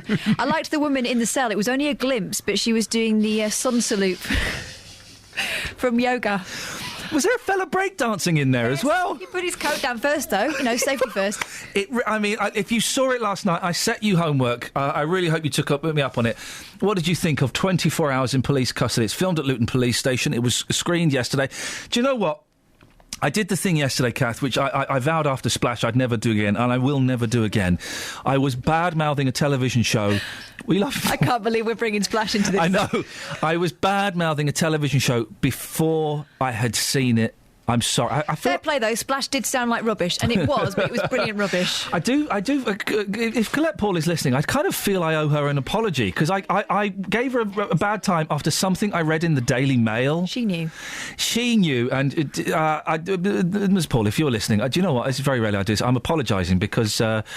I was giving you a tough time because of something I read in the paper about a television show I hadn't seen. Everything that was flagged up as being inappropriate in that story was actually was in context and worked. The detective calling that woman a bit of skirt, it worked. It wasn't like him throwing that around in the office. Yeah. He was talking to a difficult witness. Yeah, the cock of justice, it worked. Calling the fella a big unit. That fell down a hole. Sorry, let me climb out. Calling the fella a big unit. It all worked. It was all in context, and it all worked. I'm still wondering, though, where that fella went on holiday. Did you see it? 08459 455 555. Well, criminologist and documentary maker Roger Grafe made his own BAFTA award-winning police documentary in the 80s, aptly called Police. Good morning, Roger. Good morning, Ian. What did you make of last night's show? Well, I was very interested that it was closer to the reality of police work than many of the cop shows that have been on since my series. What happened, I don't know if you're old enough to remember seeing that one. The most famous one was the rape film, but we had 11 films that were on at 10 o'clock at night with 11 million viewers every week, with no commentary, no excitement. It was really the reality of police shows, and the bill was modelled on it, and people began to realise that police work was not the kind of wham-bam, very exciting, flashing blue light stuff. And then, as you were talking about the reality shows, in fact, what the sequel to that kind of accuracy, if you like, was the cutting everything together with action. And what last night's show did was restore the sense of the boredom and the frustration and the maddening character of a lot of police work. And I was impressed by it. I'm not sure what I expected, but I was pleased with what I saw. I am a big fan of documentaries, and this was a proper documentary. This wasn't a reality show. This was old-fashioned documentary making, wasn't it? I quite agree. I mean, you used a phrase, if you forgive me for picking up on it, about fly-on-the-wall reality show. I was the one who started fly-on-the-wall. Did you? And what that means... Oh, is that you? Exactly, I did. But what I did was, listen, the point about being a fly-on-the-wall is you don't intervene. You just watch. And the reality show, of course, is structured, and it's when people have been asked and hired and picked, and they have a Bible where they make sure things happen in the course of the week of filming. And we were the exact opposite. And what was good about last night is, obviously, if they had staged it, the guy would have coughed a lot sooner. There would have been a lot more action. In fact, the frustration and these kind of idiosyncratic, funny little bits that you were picking up on just now, that's the stuff of real life. And I was impressed that they included that, and they didn't rush it, that you just felt that you were stuck in that police station like they are. They didn't rush it, and I thought that was very brave. In 2014, when all television shows are very fast and shouty, this was so slow but wonderful because of it. Yes, exactly. Thank you for saying that, because even one of my colleagues texted me late last night saying it was so slow, and I wrote back saying, yes, that's the point. Yeah. And we got to see, we're so used to these kind of the TV dramas where we watch these very forceful interviews. That's right. To have the fella sat there and just be hit with no comment. Exactly. I know. It was amazing. I thought it was wonderful. And he just threw in that little line. Sorry, I forgot to ask. What do you like to be addressed as? Is it Mabood? Is it Mr. Begg? Is it Mac? Just dropping these little stones into the water. Yeah, no, it was really... And the nature of that... But he was a very good detective because he never lost his sense of humour and he never lost his patience. And, that's what they have to deal with all the time. How do you think Beds Police will be viewed after this? Because your documentaries had a real impact on Thames Valley Police, didn't it? It did. I'm afraid to say that the rape film film, the one film that everybody saw, that Thatcher asked questions about in Parliament, that was on the news and so on, that coloured everyone's experience of the whole thing. It was rather, you said, Barry, if I may say so, I'm full respect to you for saying I was rude about a film I hadn't seen. Yep. And that's what actually happened then, is that because the fallout of one film was negative, then everybody thought that it was all about that. They called it Thames Valley the Swede. It was a joke because they were from the country. You know, they were really embarrassed by it. And it took years afterwards for them to realize that actually what was happening was important police stuff. And it changed the way all the police handle rape, but they rape victims who come in. And but all I was going to say is I think Bedfordshire Police should come out of this well. I do think that that's important. Do you think that TV still has the power to change institutions and shine light on things? Oh yes, definitely. We made a film called The Truth About Adoption, and that Cameron watched it and then decided he was going to speed up the adoption process, and that was only 2 years ago. It's very important that we should carry on doing this, and the only sad problem is that as budgets get cut, and the legal risks and so on of doing long-term investigations or even observational stuff like this increase while the budgets to do so decrease. So the role of television, because people still watch a lot of it together, I think is vital. Roger, what are you working on at the moment? You'll like this, Ian. I'm doing the Monty Python reunion film, where I did 3 films with it. I don't know if you ever saw The Secret Policeman's Ball. Yes, I did. Yes, I'm well aware of your work on that. Yes. Yeah, and so anyway, they asked for me and said, "Look, we're only going to do a documentary if Roger does it." And so I was there for the 10 shows at the at the O2, and it's great fun. Well, I was there for one of those shows. I'm a huge Monty Python fan, and I absolutely adored those shows. So what is this kind of a behind the scenes look at it? That's what it is. It's fly on the wall. Of course it is. Yeah. When is this coming out? It's on the 12th of November on UK Gold. Oh, Roger, fantastic. I'm glad I asked that little supplementary then, so I look forward to it. Maybe we'll get you on nearer the time to talk about that. That'll be a pleasure. Roger, really nice to talk to you. Thanks for your time. There we go. Thank you. Roger Grafe, documentary maker, made a very powerful documentary series in the 80s about the police, and he's doing a film about Monty Python. We'll get him back on in November, please, to talk about that. Absolutely. What a nice gentleman.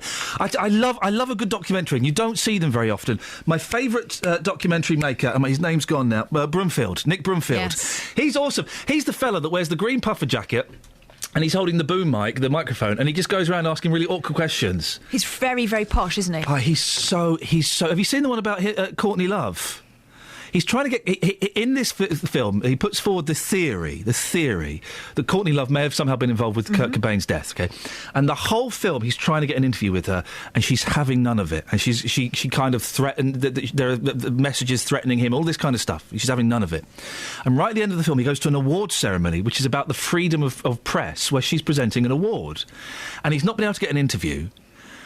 And so he just walks up on stage in the middle of this award ceremony in front of 600-700 people. He just walks up on stage. And because he's British, people think he's there to present an award. And he starts off going, I'd just like to say, I think it's really odd that you've got Courtney Love here presenting an award for freedom of speech when she's been threatening my team. And then he gets bundled off stage, and it's one of those moments where you think, oh my God, I can't believe he's doing that. But it's wonderful. But he kind of had to make it. He's so good.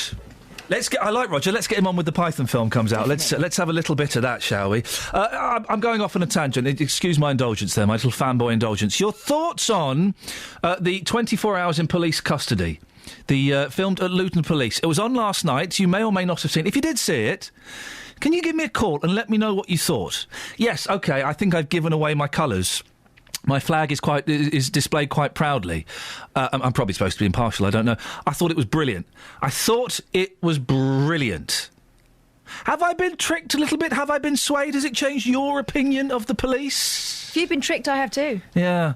I'm normally really cynical. So am I. And quite cold about these things. I'm a right grump. I was waiting for it to be rubbish. Yeah. They let me down by making it brilliant. I know part of me, when we were watching it yesterday afternoon, about the same time we were texting each other, part of me was really disappointed because it looked beautiful, it was shot wonderfully, and the cops came out of it really, really well. They were really likeable. And the cynic in me wanted them to look like idiots, and they didn't. They looked like nice, normal people doing a really tough job. Have we been tricked? 08459 455 555. Travel news for beds, cards and bugs. BBC Three Counties Radio. Seeing delays at the moment on the A428 heading eastbound between the Great North Road and Caxton Gibbet. Also looking slow on the A1. That's between the Great Byford Bypass and the Black Hat roundabouts.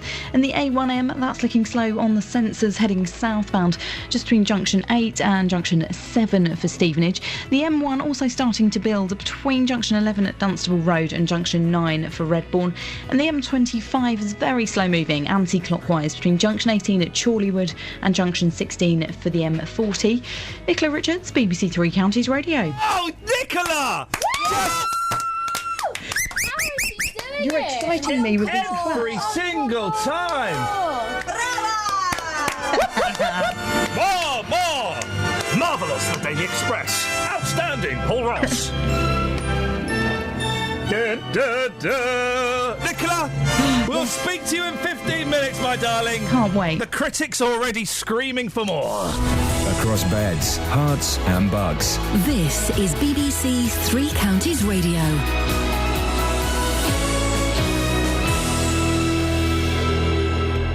It's 7:30. I'm Simon Oxley. A report has revealed that an elderly man who had Parkinson's disease and dementia died after not receiving his medication at a care home in Bedford. Television critics have praised the new documentary about Bedfordshire Police, which aired for the first time on Channel 4 last night. David Cameron will pledge today that everyone will be able to see their GP at a time that suits them, 7 days a week, by 2020 if the Conservatives remain in power. And an £11 million link road for Aylesbury is being officially opened this morning after over a year in construction. Three Counties Sports. BBC Three Counties Radio. Watford begin life under new head coach Billy McGinley tonight as they host Brentford at Vicarage Road. McGinley was appointed yesterday after Oscar Garcia's decision to step down due to health reasons after just 27 days in charge.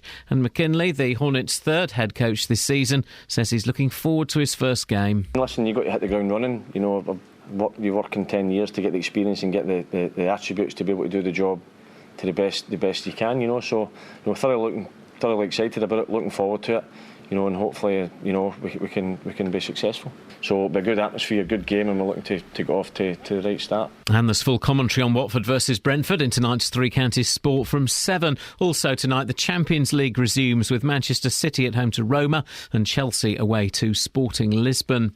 The Newcastle manager Alan Pardew is under increasing pressure after a 1-0 defeat at Stoke last night. The club's owner Mike Ashley had joked with a newspaper reporter that Pardew would be sacked if he failed to win, but Pardew is refusing to stand down. There's obviously a lot of pressure on me, and that's probably reflected in the team a little bit, but I've got to be strong and show that I'm resilient. I think we showed that there's enough fight in the team and there's enough discipline in the team. It's just that bit of quality we're lacking. There were 1,600 fans at Stevenage's Lamex Stadium last night as Tottenham lost 2-1 to Manchester United in the Under-21 Premier League. And Andy Murray plays his first-round match at the ATP event in Beijing this morning. Murray is bidding to qualify for the end-of-season World Tour finals in London. BBC Three Counties News and Sports. The next full bulletin is at 8. Call 08459 455 555. BBC Three Counties Radio.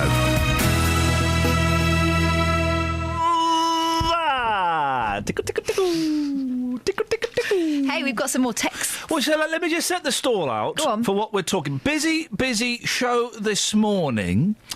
Sorry? What's your beef? What's the matter, Kelly? Why are you laughing? What's funny? We done something to amuse you? Have we amused you? You said something visible? Did we amuse you? Really, what's going on? I don't think we said anything amusing. We've not been amusing, have we? I've not been trying to be amusing. Oh, what are you laughing for? What are we, clowns? I'm not a clown. We're here to amuse you. I don't know, I'm amusing you. What's your beef? They're actually tears. Why are you crying? Why are you crying? What are you crying for? What's amusing? Why are you crying? Kath, why is she crying? I don't know what's so amusing. I don't know. She's all emotion. Kels, what are you crying for? Seriously? Come on. She's seen something visible. We're not being particularly amusing. I don't know what's going on. You've been very serious. Willie, what's going on? It's all right, I'm back now. Willie, why are you crying? You need to wise above this. Seriously. So, we are talking about and breathe. That's it. Take that top off. Work it, girl. Work it. Work it, girl. Work it. Work it, girl.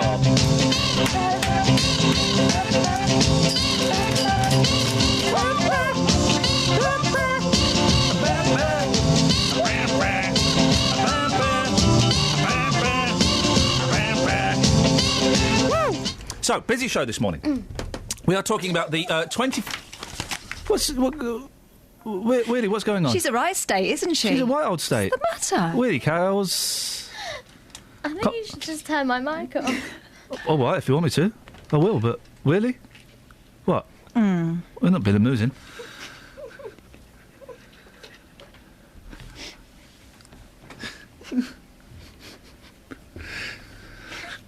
I will turn your mic off.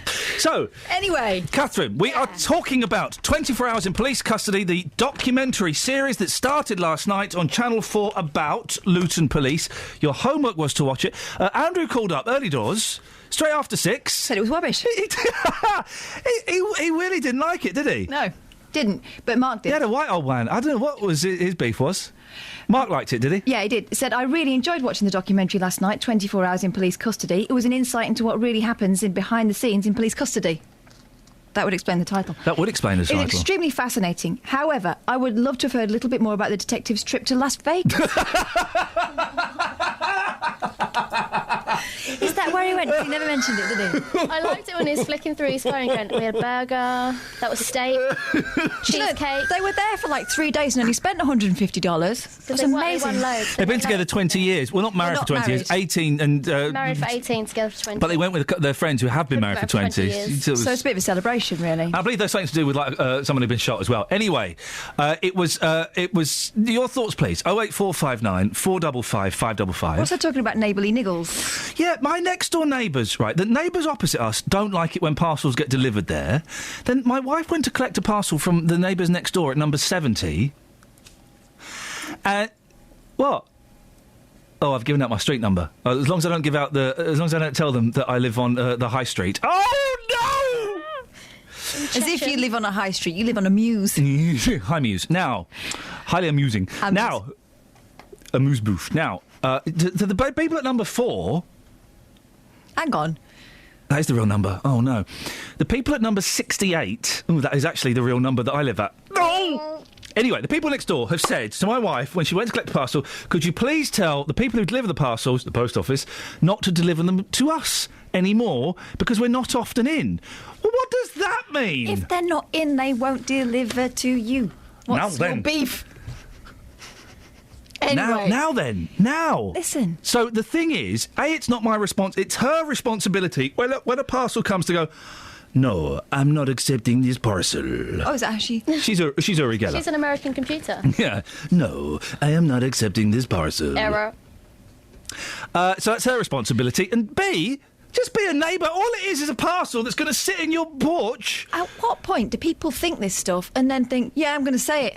I mean, fair play to her for saying it. That takes balls. That really does take courage. Or real meanness. Yeah, it is quite... Oh, wait, has anyone else ever encountered this? Oh, wait, I'm tempted to get a load of stuff sent to her house now. Yeah, change all your addresses in your address book. That'll learn them. 08459 455 555. Liam in Bletchley doesn't understand your beef. What? Doesn't understand it. What? When I lived and worked in London, not only would my next-door neighbour accept any parcel, but also had the key to mine and left flowers on my kitchen worktop when I was due back from hospital after major surgery. That's kind. Weird. That's weird. I just think it's a matter of how well you get on with your neighbours, Liam. Oh, suggesting that maybe you're not the best neighbour. Good voice. Sexy computer. Falling in love like electric dreams. No, like weird science. Error. Let me take this bra off my head. Error. Overload. Carry on. OK. Dealey's on the line. Right, Dills. Hey, morning, Princess. You still dressed as a monkey? Yep, still dressed in my monkey onesie. Why? Well, to prove a point to you, because yesterday you were being rather silly, saying, what, you're 33 and you wear a monkey onesie? No, we were How sad are you? We were saying you're 42 and you wear a monkey onesie. No, listen, I'm 33, I'm wearing my onesie. Proof to you today that, yes, I can feel very comfortable and produce better content. By the way, we have Radio God in the building today, Mr. Tony Blackburn. Is Blackburn here? Blackburn's in the building. Blackburn, put the kettle on, mate. He said to me, "That's a fantastic onesie." He said, "I've got one just like that." Oh, God. Okay. Now, are you going to argue with Blackburn? Are you? If I have to, I will. If I have to argue with TB, then I certainly will do. Forget it. You won't get to win that one. You used to have to go and stay in a sanatorium for 6 months to get rid of TB, but now it turns you sort of hide downstairs in the basement. Very good. Thank you. Hang on, sorry, let me get the script. Sorry, I've dropped the script, hang on.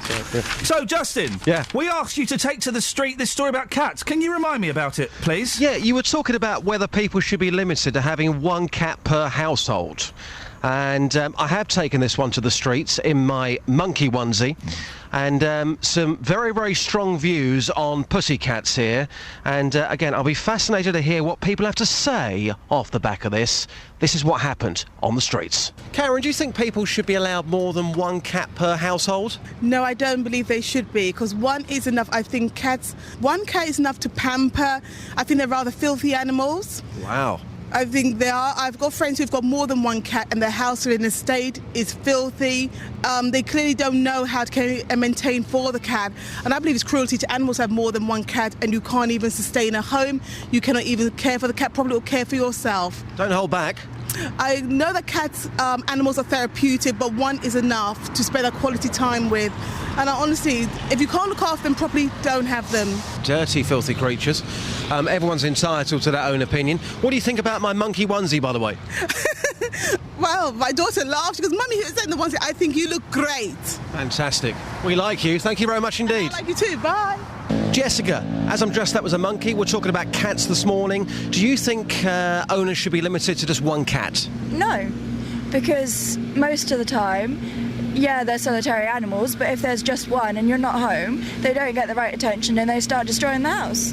If you've got two, then at the very least, if you're out the house, they have something else to occupy their time and they're not destroying your house. You seem to be speaking with experience here. How many cats have you got? 8 at my parents' house, one of which is mine, and he's coming to my house in a couple of weeks. Wow.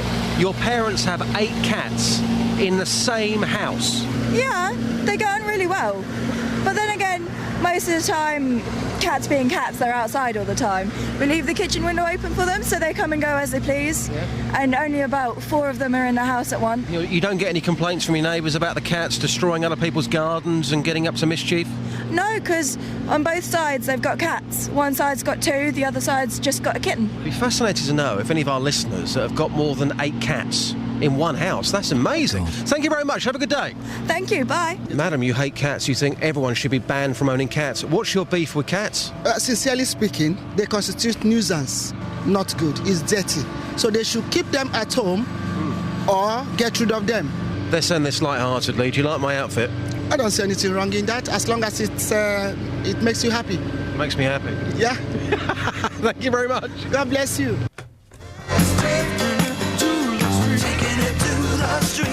Taking it to the streets with J-Dog. There you go. How about that? Hey, that was good. What, everyone had very distinct voices, didn't they, there? What do you mean? If you've got more than 2 cats, 3 or more, you're a weirdo. That's a fact. Well, somebody there's got 8. Yeah, well, they should be locked up. Honestly. Leaving the kitchen window open so they're walking in and out all over the worktops. No, There'll be hair everywhere. I've got cat flap. Yeah. Do you let them on the worktops? No. Good. But who knows what she's up to when we're not in the house? Mm-hmm. She's having cat party, isn't it? Getting it on, cat party style, getting it on. She's got all her mates in. Yeah, getting it on, cat party style, getting it on. No, my cat's a virgin. How do you know? Because she wouldn't do anything like that, Just. I brought her up properly. You haven't got the Ev. Thank you very much indeed. You got 3 or more cats. There is something wrong with you. Tim, stay there. I want to speak to you after the travel because I want to give you the time that you deserve, sir. 08459 455 555. 3 quick things. Is my neighbour right to refuse to accept parcels? Did you see 24 hours in police custody? And come on, guys. 3 or more cats and you are a weirdo, especially if you're a woman living on your own. Travel news for beds, cards and bugs. BBC 3 Counties Radio. Starting off this morning on the A1 heading southbound, rather heavy on the speed sensors at the moment between the Great North Road and the Black Cat roundabouts. The A1M's looking heavy heading southbound just around junction 8 for Stevenage, and the M1 that's looking slow on camera heading southbound between junction 11 for Dunstable Road and junction 9 for Redbourne. The M25 heading anti-clockwise looking very slow at the moment between junction 22 for St Albans and junction 20 for Kings Langley.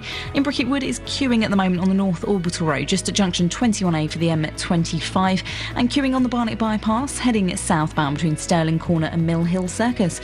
Nicola Richards, BBC Three Counties Radio.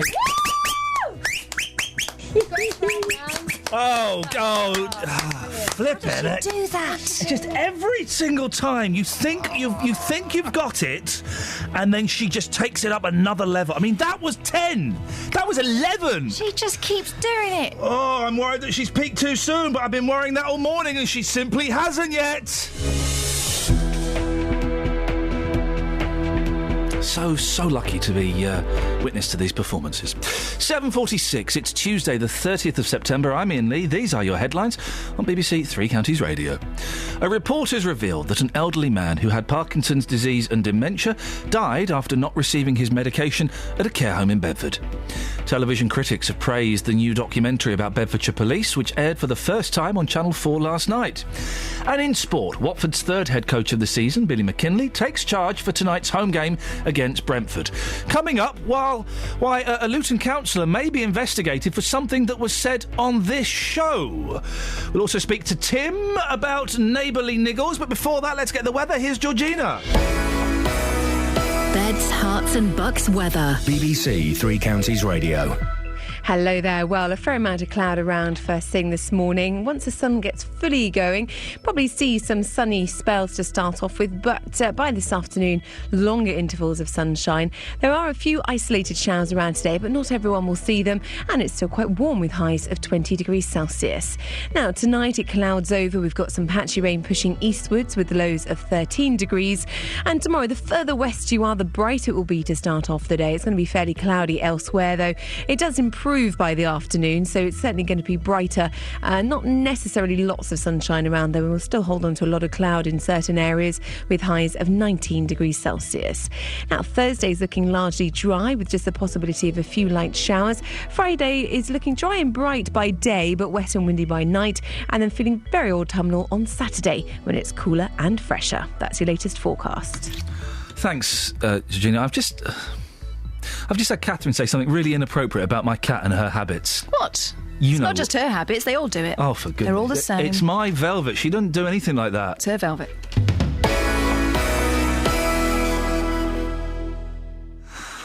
Well, we all know about sporting heroes, but what about those unsung sporting heroes? We never hear about them. There were golds galore in Glasgow. Commonwealth Games as a whole was an amazing experience, and to bring back the amount of medals that we did was amazing. Well, what a performance! But once again, we also want to celebrate our unsung sporting heroes this year. She's an amazing coach who really, really inspires us. So who will you nominate? She understands how we feel and everything. We're looking for someone who's made their contribution for no reward, but had the enjoyment of seeing sport flourish in our local communities. To make your nomination, go to bbc.co.uk/unsung-hero and download a form. The closing date is the 20th of October, with our 2014 Unsung Hero announced at this year's BBC Sports Personality of the Year. You can't bottle it. Get inspired and get nominating. Across beds, Herts and Bucks. This is Iain Lee. BBC Three Counties Radio.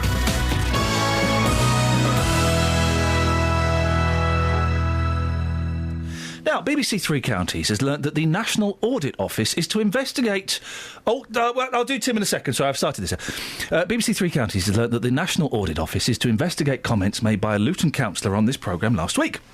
Speaking to me last week, the man in charge of transport at Luton Borough Council, Dave Taylor, said this. I mean, when you put the business case to the government, you're not going to understate your case. So you lie? You're going to embellish. Well, not really. No, you're not lying. You exaggerate.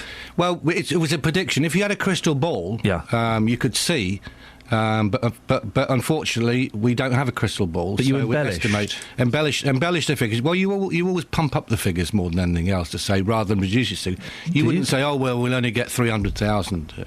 I didn't know you'd do that. Well, of course you do, Ian. You embellish to the government when you're trying to get £80 million off them. Of course you do. Of course you do. I'm still slightly shocked by that revelation. Our political reporter Paul Scoynes has an update for us. It didn't end there, did it? What's happening now? Well, after those comments were made, I talked to a couple of people and I rang Margaret Hodge, who's the chair of the Commons Public Accounts Committee. Now, you may have seen Margaret Hodge on the telly. Yes. She is a dogged sort of interviewer of people. She really goes for the jugular. People like Google, the HS2 Limited, they've all had to go in front of her and answer tough questions about spending public money or about behaving in certain ways. And so I gave her a call and said, look, you might need to have a listen to this. So she sort of asked for the interview, so I've sent that to her, and I got a letter back just a day or two ago saying that she was going to pass those comments on to the National Audit Office. What does that mean exactly? Well, what could that entail? The National Audit Office is the body in Parliament which sort of scrutinises public spending.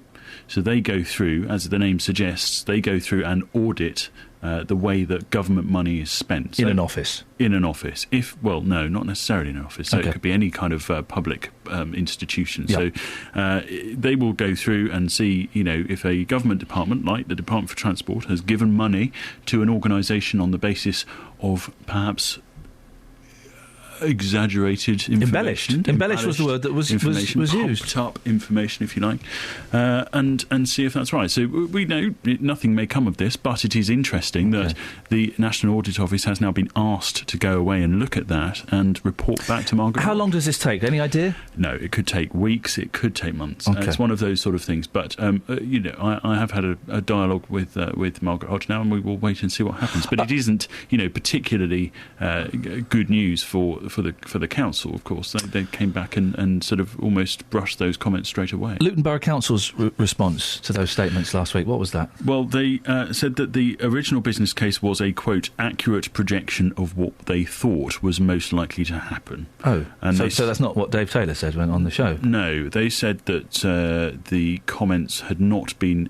embellished or manipulated. Oh, sorry, they said that the figures had not been embellished or manipulated in any way. Again, contradictory to what Dave Taylor said. He said they had been embellished and pumped up. Indeed, they said that in their own statement, they said that when the business case was put forward in 2008, they were using the guidelines and assumptions made by economists, the government's own economists, about the future of the economy, and they said that the guidance on the business case was actually to assess a most likely case, but indeed together with a, quote, optimistic and pessimistic scenario. But of course what was submitted was very much the optimistic scenario. Yeah, well, it was something, weren't they expecting 9,000 journeys a day, and was it 3,900? I think it was 3,800. Thank you, journeys Even a day. less, yes. It's odd, isn't it? Because if Luton Borough Council are saying that, then why would Dave Taylor come on and state categorically that the figures have been embellished, they have been pumped up? It's what you always do to get money from government. Maybe he's being honest. Maybe actually that is how things work. Maybe we're being naive to suggest that perhaps that councils don't look on the bright side and try and make the best of it. Because those figures were way off. Well, the predicted number of journeys that should have happened, I think, over the period that the busway was open so far was around 3 million. Now, according to their own figures, and it's been around 1.5. So it's quite a lot lower than they would have suggested, and there are a variety of reasons for that. But indeed, when you are bidding for government money, you want to try, at least, and be as accurate as possible. The council will say that they did that, but of course those comments certainly raised eyebrows and have now raised the eyebrows of one Margaret Hodge MP. Paul, thank you very much indeed.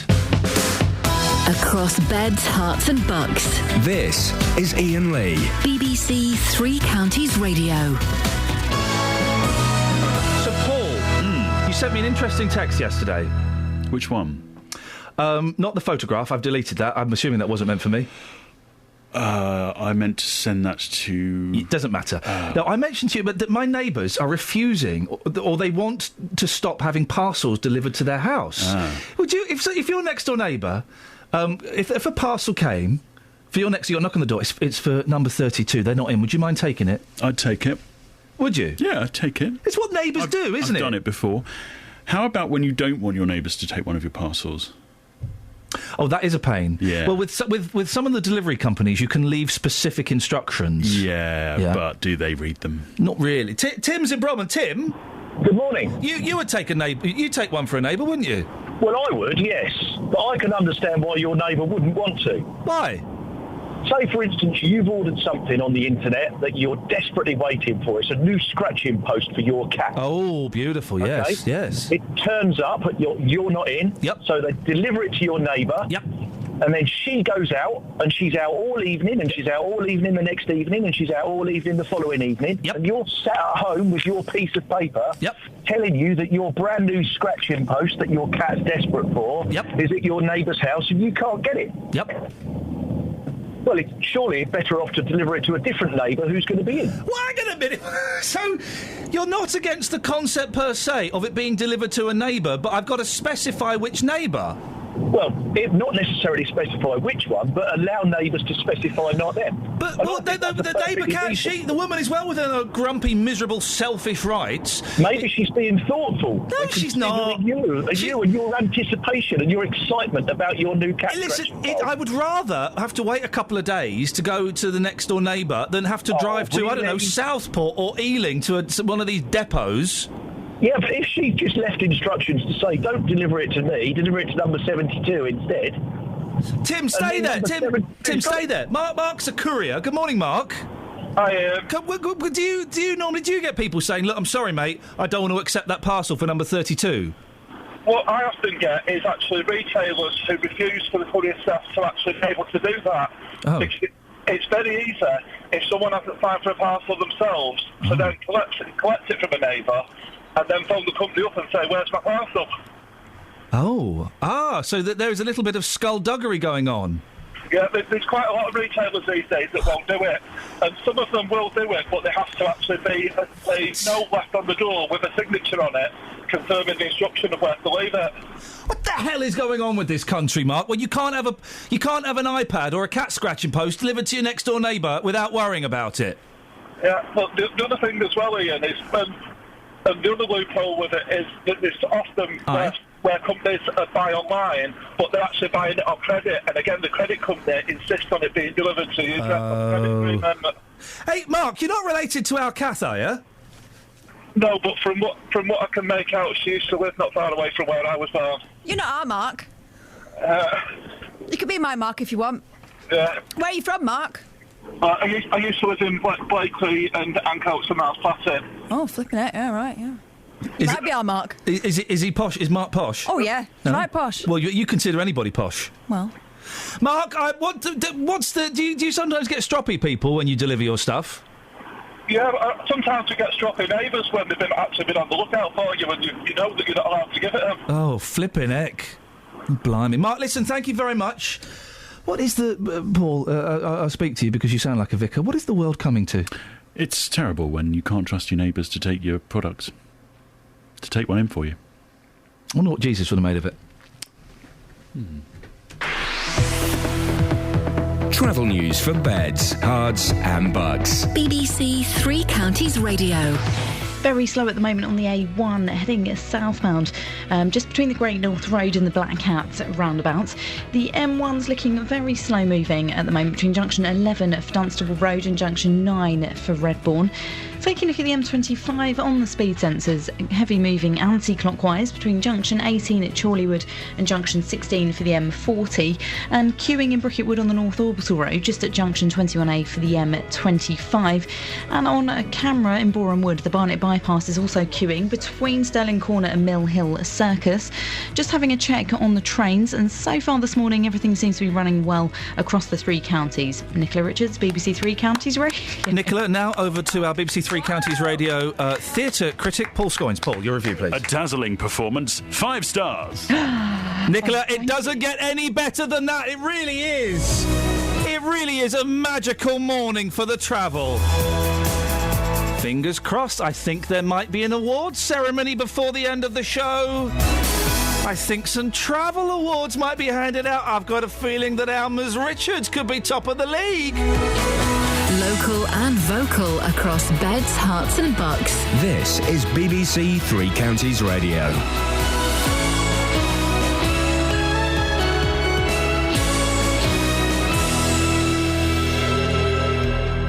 It's 8 o'clock. I'm Simon Oxley. The headlines report reveals elderly man died after not receiving medication at Bedford care home.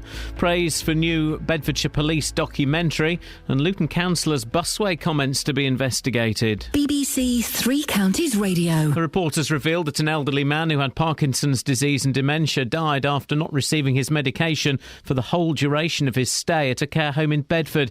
84-year-old James Stewart was admitted to the Manton Heights care home at the beginning of February and died at the end of April. An inquest takes place tomorrow. Mr. Stewart's daughter, Kirsty Bourne, wants answers. They had the correct list when he arrived. Somebody's handwritten the first facts to the chemist, and they'd left off the Carol Dopa. And from then on in, it had never been included. Television critics have praised the new documentary about Bedfordshire Police, which aired for the first time on Channel 4 last night. 24 Hours in Police Custody features footage from Luton Police Station and was described as gripping and fascinating. Roger Griff made a BAFTA award-winning police documentary in the 1980s. What last night's show did was restore the sense of the boredom and the frustration and the maddening character of a lot of police work. And I was impressed by it. I'm not sure what I expected, but I was pleased with what I saw. David Cameron will pledge today that everyone will be able to see their GP at a time that suits them 7 days a week by 2020 if the Conservatives remain in power. Earlier this year, a £50 million pilot scheme saw hundreds of surgeries opening every day in 20 areas. The Prime Minister will today give details of plans to extend the initiative. The National Audit Office has been asked to look into comments made by a councillor about the Luton to Dunstable busway. Speaking to this programme last week, Dave Taylor, who's in charge of transport in Luton, said figures presented to the government had been embellished. Political reporter Paul Scoynes has more. When the recent figures on how many people use the new busway were revealed, they were dramatically down on predictions. Dave Taylor told Iain Lee this was because the original business case for the £91 million project had been pumped up. Embellish the figures. Well, you always pump up the figures more than anything else. I didn't know you'd do that. Of course you do, Iain. Now Margaret Hodge, the chair of the Commons Public Accounts Committee, has asked the parliamentary body which scrutinises public spending to look at these comments. A council spokesman has said the figures were not embellished or manipulated in any way. An £11 million link road for Aylesbury is being opened officially this morning after over a year in construction. The road connects the A41 at Berryfields with the A413 at Buckingham Park. Motorists will be able to use it from midday. This September has been the driest across the UK since records began in 1910. The Met Office says it's also likely to finish in the top 5 warmest, with mean temperatures significantly above the monthly average. In sport, Watford's third head coach this season takes charge of his first game tonight as the Hornets host Brentford. Billy McKinlay was appointed yesterday after Oscar Garcia's decision to step down due to health reasons after just 27 days in charge. The weather mostly dry with some sunny spells, a maximum temperature 20 degrees Celsius, and you can get the latest news and sport online at bbc.co.uk/3 counties. Blimey, I've just seen something that's made me feel very old. Today on BBC Three Counties Radio. From 9. The JVS Show. With the big phone in, the hottest topic of the day, and your consumer problems. From 12. Nick Coffer. Bedfordshire author Bernard O'Connor talks about his new book Agent Rose, which tells the story of Britain's forgotten wartime heroine. From 3. Roberto Peroni. I'm here with a roundup of the day's news, the latest travel, and your stories. From 7. Three Counties Sport. With live commentary on Watford versus Brentford. Today on BBC Three Counties Radio.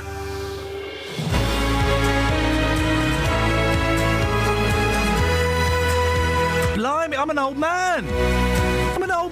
16 years ago today. Do you know what happened 16 years ago today? Do you know what happened 16 years ago today, Catherine? No.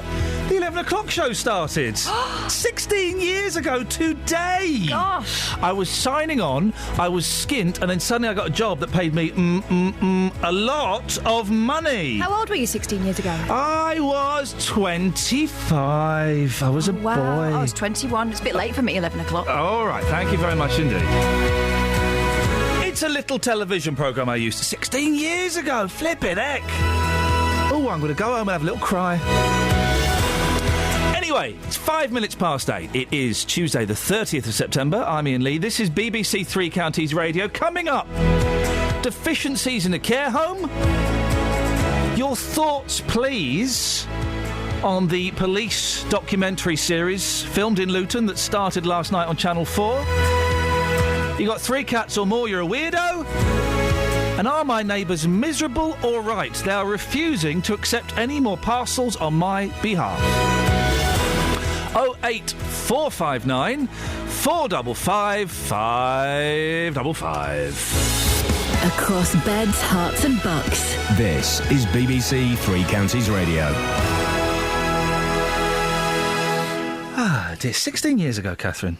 16 I know. years. Isn't that funny? I know, for the first time in a long time, I know exactly where I was 16 years ago. This very, very day, I was in a heightened state of excitement, anticipating my first foray into the world of proper TV. I was in the wrong relationship. Were you really? Yeah. I was sitting 21. at home right now, getting very nervous and excited and trying to calm my nerves. No, actually, I was probably in the offices going You'd out. sleep, wouldn't you? No, 8 o'clock. No, 8 o'clock. I was probably in the South Bank in 7 Hatfield Street, about to go out and wind up some people on the street. Oh, yeah. That's what I was doing. Because you were like their dealie, weren't you? I was like their dealie. Not too far removed from what you do. Exactly. Yeah. Exactly. So now you don't have to put a coat on. No, I don't. I can stay in the warm, comfortable studio. So in a way, it's progress. In many ways. In terms of seating arrangements, definitely progress. In terms of, say, profile and pay, I've probably taken 1 or 2 steps backwards. But in terms of seating, definitely progress. I think that's still winning. Yeah, I think you've got to count yourself lucky wherever you can. 08459 455 555. Now, an elderly Parkinson's and dementia sufferer was not given his medication for the duration of his 2-month stay at Bedford care home. That's according to a social services report into the treatment of James Stewart. If you were listening earlier, we spoke to his daughter, Kirsty Bourne, who came in and told us exactly what had happened. Pretty grim story. The 84-year-old was admitted to the Manton Heights care home at the beginning of February and died at the end of April. His daughter has lodged a complaint with the Care Quality Commission. Well, Frank Ursel is from the Registered Nursing Home Association, which campaigns strongly for high standards in nursing home care. Frank, I think it's important to stress, because I don't want this to be one of those shows that goes around terrifying people, the majority of care homes, the majority of carers do an excellent job. It's absolutely right. Absolutely right. And they are wonderful. But we do hear, don't we, stories like this where the care is way below standard. Unfortunately, so. You're absolutely right. That also occurs. It's not something that we enjoy, but at the same time, what we do promote is that there should be a swift and positive action in relation to where these discrepancies are found. Giving out medication is a vital role for a lot of these people in care homes. My mum is in one, and I know that they take the medication very seriously. And if I take my mum out for a day, I always get taken into a little side room and given a stern talking to as to exactly what time I have to give her her medication. It's all in those blister packets. It's a basic, isn't it? It is, and I have to say, in relation to Parkinson's, it's even more of a basic, because Parkinson's medication regime is very strict, and I suspect that not only is the lack of tablets, but the breaking this regime has been instrumental in this particular incident. Rank Care is the company responsible for this home. They're going to have to do a lot of work, aren't they, to convince people that they are able to uphold basic standards. They are, and I do think they've done a lot that way, because they've been inspected again by the CQC, and on this occasion they were found to be significantly better than last time. But one would hope that they would have improved from that previous May inspection, which was dreadful. But the latest one is far more positive, and it does show the amount of work that Rank have put into this particular home, which I suppose we've got to thank them for. But again, it shouldn't have got to this place in the first place. Rank Care has refused to apologise to the family. I have my suspicions why. What do you make of it? Well, I don't know anything about that side of it. What I would say, though, is I rather suspect, just as I know that how important Parkinson's drugs are, I rather suspect it's a bit more than just a medication issue. I think it probably stems from the handover from hospital, the assessment assessment undertaken at the time by the home when the patient came into the nursing home, and those are two key areas. Now, if at either of those areas Parkinson's had been mentioned, then the nurses who would have been on duty would have been well aware that they need to look for particular medication, and so I think it probably is a number of things all coming together, unfortunately, with the result that it's had.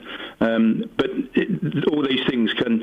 the Care Quality Commissioners so often say that it's all about how the home is led, how good the manager is. And I have to say, in this particular case, they're absolutely right. It seems it was a poor management area of the home at that time, which is seen by the fact that so many have been suspended or left. Frank, listen, you answered the next question for me. They have been suspended. The nursing unit is closed. Is that good enough, do you think? Well, it certainly stops anything else of this nature happening, doesn't it? I mean, that's the first positive from it. But and again, I think it's I suppose it's an appropriate action on the part of rank to actually not put anybody else at risk in that unit. But I feel sure that when they do open it again, then it will be, first of all, much better monitored by CQC. And secondly, I think it could well have the proper managers there this time. Frank, I really appreciate your thoughts on this morning. Frank Ursel from the Registered Nursing Home Association. Across beds, hearts and bucks. This is Iain Lee. BBC Three Counties Radio. My thoughts on why Rank Care have refused to apologise to the family. I'm making this up entirely. I have nothing to base it on. But, well, if they apologise, wouldn't that leave them open to litigation? Doesn't that mean they accept some form of responsibility?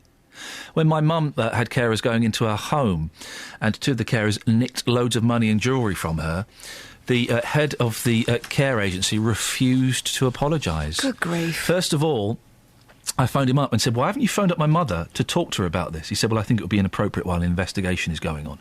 I didn't buy it, but I went with it. And then when one of the women got let off and one of them was sent to prison, I phoned up, why are you going to phone up and apologise to my mum? I don't think it's appropriate. I'm making up because it then leaves them open to litigation, doesn't it? You can, if they apologise, that means they're accepting responsibility for faults in their system, and then you can sue the ass off them. I didn't want to sue them. I wanted the boss, who my mum liked, even though I thought he was a dodge pot, slimy little creep. I wanted him to phone up and apologise because it would have meant anything to me. It would have meant a lot to her. It would have meant your mum felt safer about living in her home. Yep, it would have done. 08459 455 555. 24 hours in police custody. Paul in Bletchley. Morning, Paul. Morning, Ian. Yeah. Did you watch it? I certainly did, and it was gripping television. I thought it was excellent. Andrew, our first caller, thought it was boring.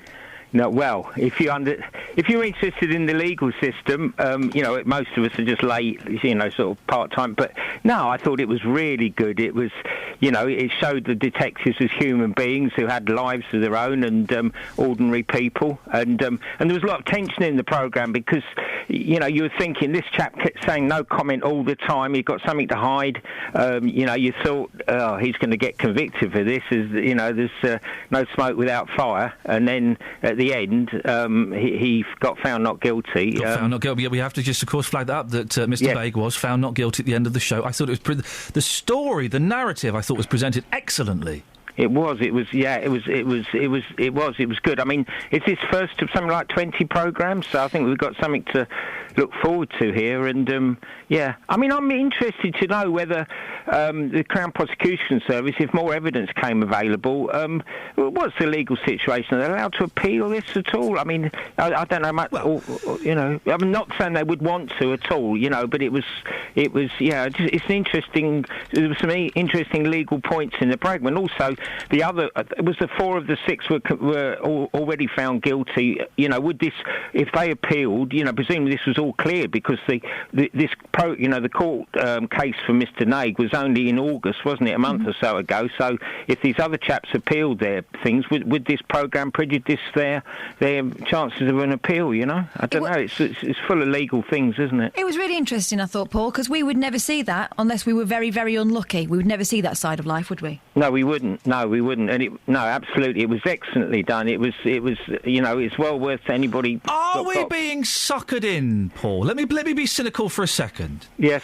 There were concerns yesterday. This will be a puff piece for Bedford, for Luton Police, Bedfordshire Police. Are we being suckered in? Is this kind of painting a rosy picture where perhaps there isn't one? No, I think these days, police, the way they conduct these inquiries, it's not like in the old days of Z Cars or the Bill, or how we're led to believe that it's all this sort of, really full-on interviewing. It's not. It's subtle and very well done, isn't it? It was really clever, because the leading policeman on that kind of used charm, didn't he? It wasn't like the Sweeney. He didn't grab hold of his collar and drag him across the desk and give him a slap. You can't do that anymore. No, and you don't get results anyway. It's, maybe Mr. Naig maybe it was more down to trying to protect some of his relatives or... We have to stay very careful. Again, you have to reiterate that the gentleman Mahbub Beg was found not guilty in a court of law, and that's the fact of the show. That's the fact of the story.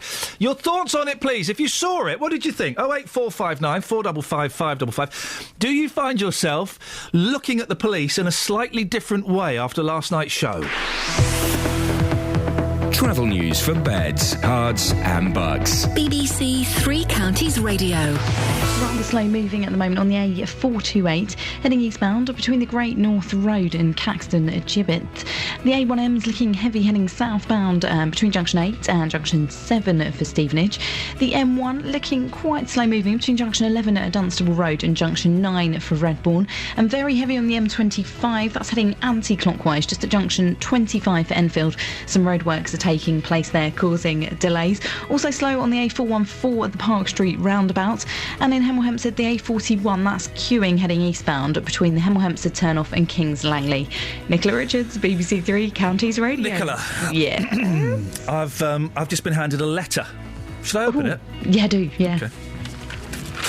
Oh, goodness.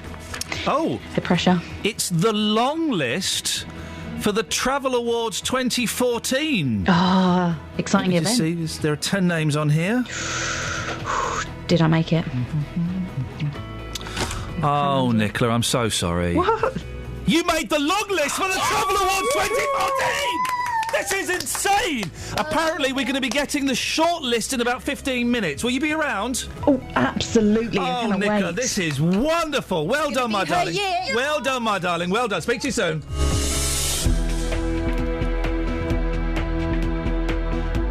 It's 8:17. It's Tuesday, the 30th of September. I'm Iain Lee. These are your headlines on BBC Three Counties Radio. A report has revealed that an elderly man who had Parkinson's disease and dementia died after not receiving his medication at a care home in Bedford. Television critics have praised the new documentary about Bedfordshire Police, which aired for the first time on Channel 4 last night. And in sport, Watford's third head coach of the season, Billy McKinlay, takes charge for tonight's home game against Brentford. BBC Three Counties Radio.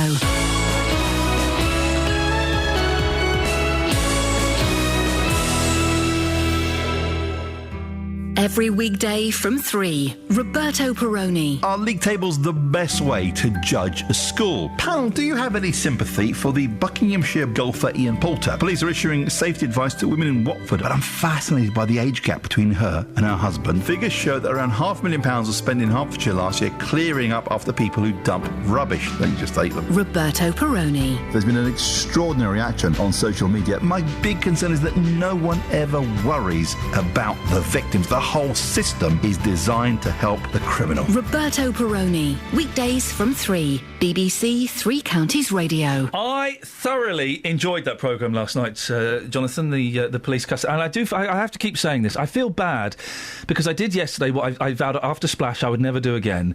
I was dissing a television programme without having seen it, and I was believing the nonsense that was written in the Daily Mail when the Daily Mail was talking out of its backside. You see? Yeah, so Colette Paul, I kind of feel I owe her an apology. You won't hear that very often. Good grief. No, I gave her a rough ride based on a story in the Daily Mail. What about Ollie Martins? Well, he hadn't seen it. I'll be interested to find out. We can speak to him. Do you owe Ollie Martins an apology? No. No. I'll be interested to see if he watched it last. He said he was going to Sky Plus it. I was watching it yesterday. Yeah, he said I was watching it yesterday afternoon, probably before him, because we just got in touch with the press department and said, any chance we could have a look? Oh yeah, sure. Here's a link. Thanks. Brilliant. So we'll see if Ollie's watched it. I thoroughly enjoyed it. What did you make of it? I thought it was excellent, and I tell you what I loved. These two chaps who, to start with, one was a former holiday rep, the other one looked like he works in a library. Yeah. And you kind of watching and you think, what are these two going to do? They were brilliant, weren't they? They were absolutely brilliant. They were so clever. The way they put it all together, they were excellent. Sorry, I should have asked at the start. What do you like to be called? Is it Maboob? Mabs? What name do you prefer? It's brilliant when they threw that in. Brilliant. And you think this, because up until then I thought, this is a bit of a rubbish interview. No comment. Well, to start with, I thought, because they lulled me as a viewer into the false sense of security like they did him. Yeah. Because they were doing the whole kind of nicey-nicey, weren't they? Yeah. Calling him mate and having a chat. And you felt, and they were having a bit of a laugh. By the end of it, I loved it when they stopped the tape recorder and the two police officers had another laugh, and by that point... It's good to talk. They weren't laughing at all. I thought it was a fact, because you never get to see that. You get to... It's all... I can't think of any police dramas. It's all cracker or the killing, or, it's all those kind of interrogation scenes where it's someone standing up, slamming down, tell us where it is! But don't you think it was also very reassuring in the police that they put so much thought and effort into trying to sort these things out? Yeah. They don't just cobble it together. They have meetings, they decide on their strategy, they look at the evidence they got in front of them, and then they structure a very clever interview. I thought it was excellent. Well, we've been talking about this morning. We'll be speaking to Ollie Martins very, very shortly to find out if he did watch it. I know he's on the line. But what are you... you're discussing as well, are you, today? No. Well, I am, yes, but after 10. OK, On the big phone in this morning, one of the other big stories around today, is it hard to keep children's teeth healthy? Public Health England have revealed that more than 1 in 10 3-year-olds in this country have tooth decay. And by the time they reach 5, 1 in 4 will struggle to keep their teeth healthy. The organisation surveyed 54,000 children and discovered that 12% had an average of 3 decayed teeth and teeth which were missing or filled. Little tiny children here. Researchers were interested to find children suffering from decay to their frontal teeth, which is generally caused by consumption of sugary drinks. Their message to parents this morning is don't give your children lots of sugary drinks and ensure you start brushing their teeth as soon as their teeth appear. Does that... I'm amazed that advice needs to be given out. You got a toothy peg, you give it a brush. Well, 12% of children now, little children in this country, have got tooth decay. I mean, it's pretty shocking. I had my first ever filling 6 months ago. Did you? And I was so disappointed in myself, I was How gutted. did you let that happen? Poor dental hygiene. Naughty. Yeah. Well, coming up from 9, and I can't really answer this question, but I'm hoping you and others like you who have had children will be able to answer it. Is it hard to keep children's teeth healthy?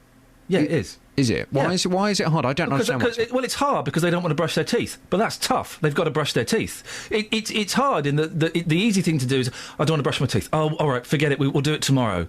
But you make them brush their teeth. You instill in them the discipline of brushing their teeth. You keep them away from chocolates and sweets. My boys 4 and 2 don't even know what Coca-Cola is. They think it's daddy's medicine.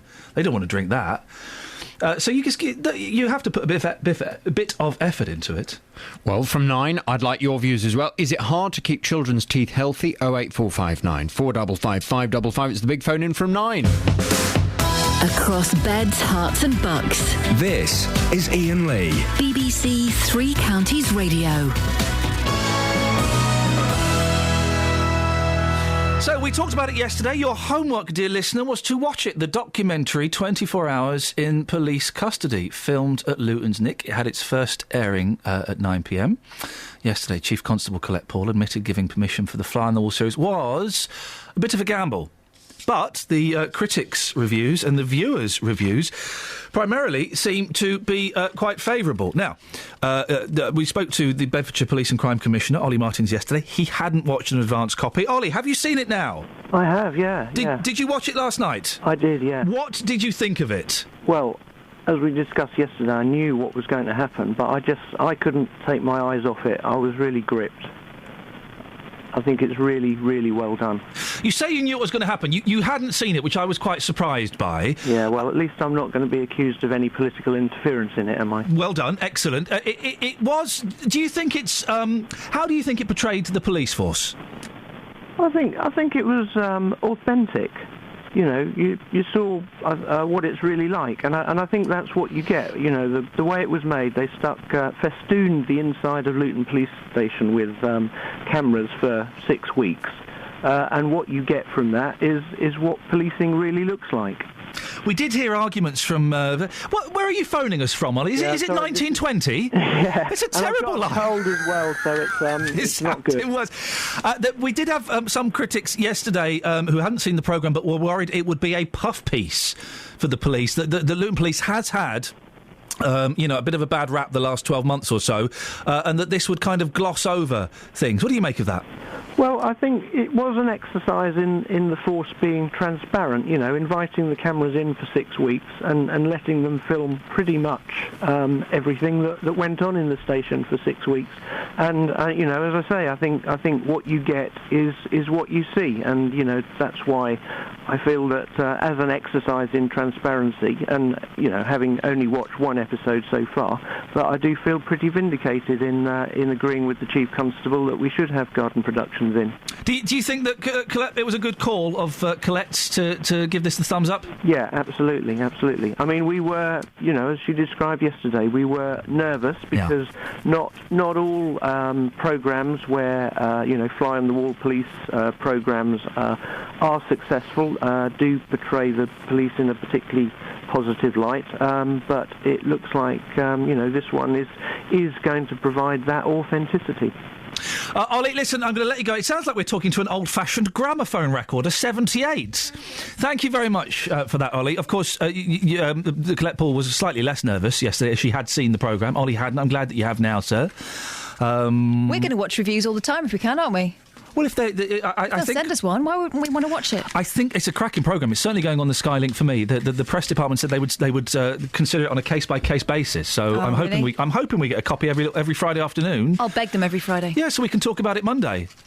Laura's in Bedford. Morning, Laura. Good morning. Your thoughts on the programme, please. It was fantastic. Tell me why. I thought it was so well done, and that everybody came across so well and so professional. I was very, very impressed, and it was actually the way it was laid out, the format. It was like a really good film. It was like me and my husband didn't want it to end. I know what you mean. They were telling a story, weren't they? It was brilliant. The way they actually put it together I thought was very, very clever. But then they didn't lose that. I think it still kept its professionalism as well at the same time. I thought it was very clever. We've had an email from Ken. I love that even the guy accused got to hear about the trip to Vegas. Some of those, that was so funny, and just those bits about about his holiday and everything, and you see the other one yawning. That was so good. They'll be laughing about that when they see it. Laura, listen, it's very unusual for me to be so uncynical, so I'm going to force myself to be a little bit cynical. Okay. Is there a danger that we are getting a puff piece, that we are that Luton Police have been accused of some pretty mucky things in the last 12 months, and that we are, it's smoke and mirrors, and we're being distracted? There is that slight chance, but then you can't. I mean, it's a fly-on-the-wall documentary. It's not staged, is it? So this is the way it actually is. So, if they are trying to put themselves in a good light, then I think we should see the other side. I mean, the two men that that agreed to do it. They were, the ex-holiday rep and the one that looks like Penfold from Danger Mouse. I mean, oh my goodness me. Oh yes, I know exactly what you mean. Yeah. Bless. I mean, he looked like the brains behind it. He was. I mean, the two characters, but together. I was very impressed with the way that they handle the suspect. So it does come across ever so well. So if there is a little bit of that, well, is that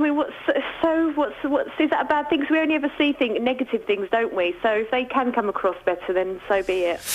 Laura, thank you very much indeed. Let's just keep our realist hats on for a second. It's a fly on the wall documentary. This is but these things are always edited, these things are always cut, and here's a little secret. You know those bits when he was showing pictures of his holiday and then you saw the bloke looking bored? that probably wasn't filmed at exactly the same time. That shot of him looking bored was it was probably filmed, in the same few minutes, the same hour, but it wouldn't have been filmed exactly the same. That wouldn't have been a direct reaction to him looking at those photographs. That would have come from something else. But anyway, where did he go on holiday? I've got no idea at all. Travel news for beds, cards and bugs. BBC Three Counties Radio. Still queuing at the moment on the A428 heading eastbound between the Great North Road and Caxton Gibbet. Taking a look at the A1M, that's looking rather slow on the sensors heading southbound just at junction 8 for Stevenage. And the A5 looking rather heavy at the moment between Kensworth and junction 9 for the M1. Slow moving on the A414 just at the Park Street roundabout, and the M25 heading anti-clockwise, very slow between junction 20 at Kings Langley and junction 16 for the M40. Also queuing on the A41 heading eastbound between the Hemel Hempstead turnoff and junction 20 for the M25.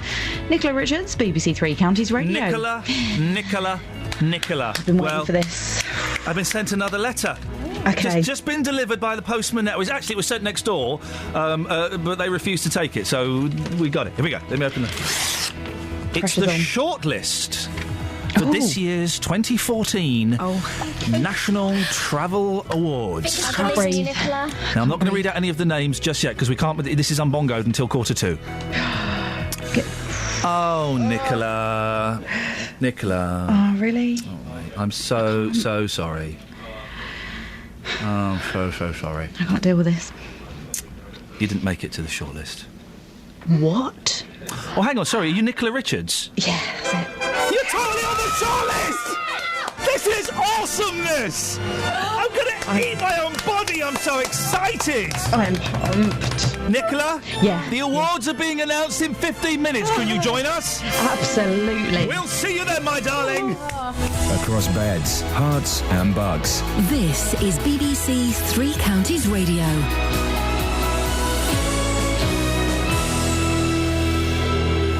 It's 8:30, I'm Simon Oxley. Reporters revealed that an elderly man who had Parkinson's disease and dementia died after not receiving his medication at a care home in Bedford. Television critics have praised the new documentary about Bedfordshire Police, which aired for the first time on Channel 4 last night. David Cameron is promising more GP surgeries will open 7 days a week. The National Audit Office has been asked to look into comments made by a councillor about the Luton to Dunstable busway. And this September has been the driest across the UK since records began in 1910. Three Counties Sports. BBC Three Counties Radio.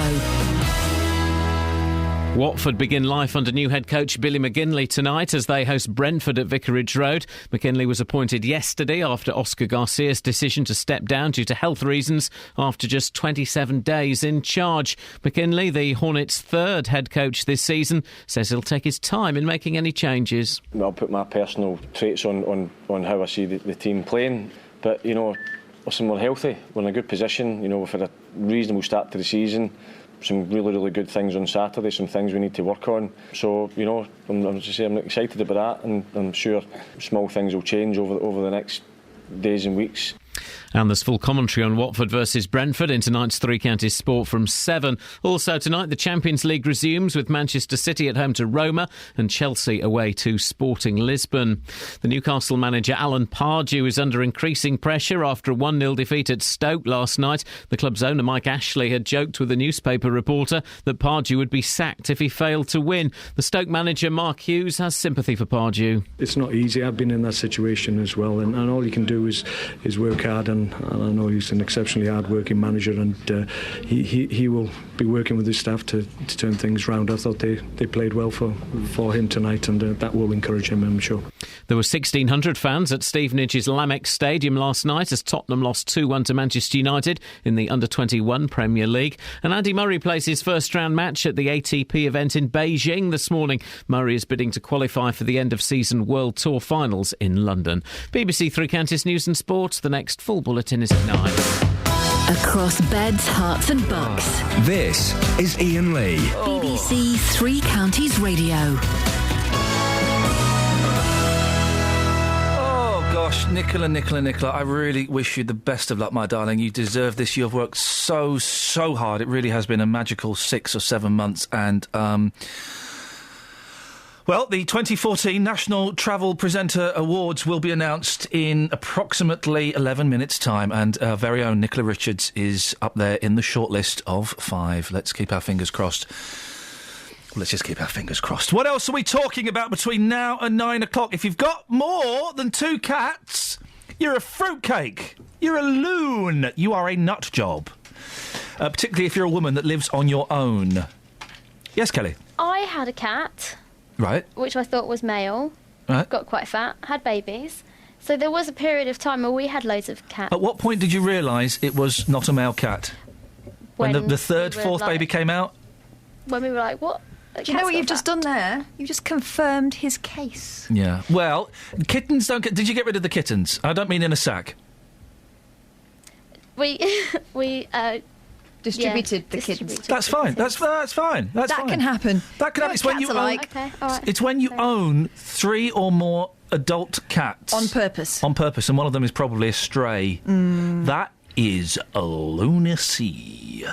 They're just using you anyway.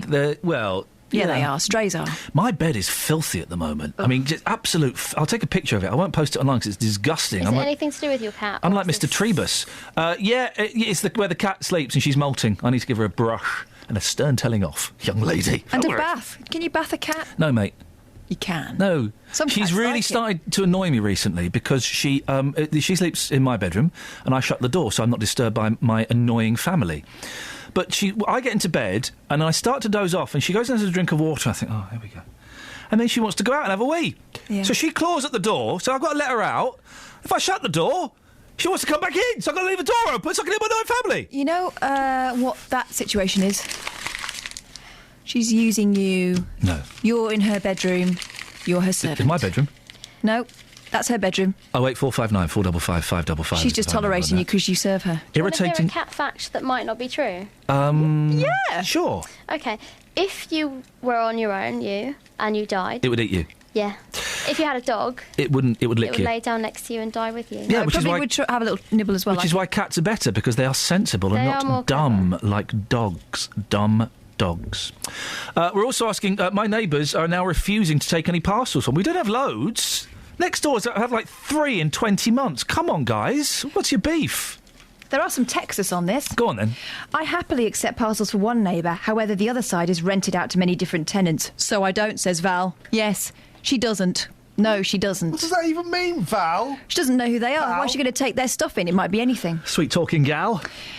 Also, I always take Pardon? I'm so sorry about this, Helen. It's a really good point, and he's doing that. No, it's we're having what does he call it? What does Wally Webbs call it? Synchronised slip. Early morning slip. We're having an early morning slip. Helen always takes in parcels for the neighbours, and delivery people know we do. It helps everyone out, and it's a good way to get to know new neighbours. And the only time we refused to take packages was after the people living opposite had been home for several hours, but waited until gone 10:30 p.m. before collecting it. Oh no, It's just rude. No, you don't go around after 7:30 to collect the package. You don't do that. But you take the package for your neighbours, guys. Also, if you saw the police show last night, your thoughts on that, please. 08459 455 555 is the phone number.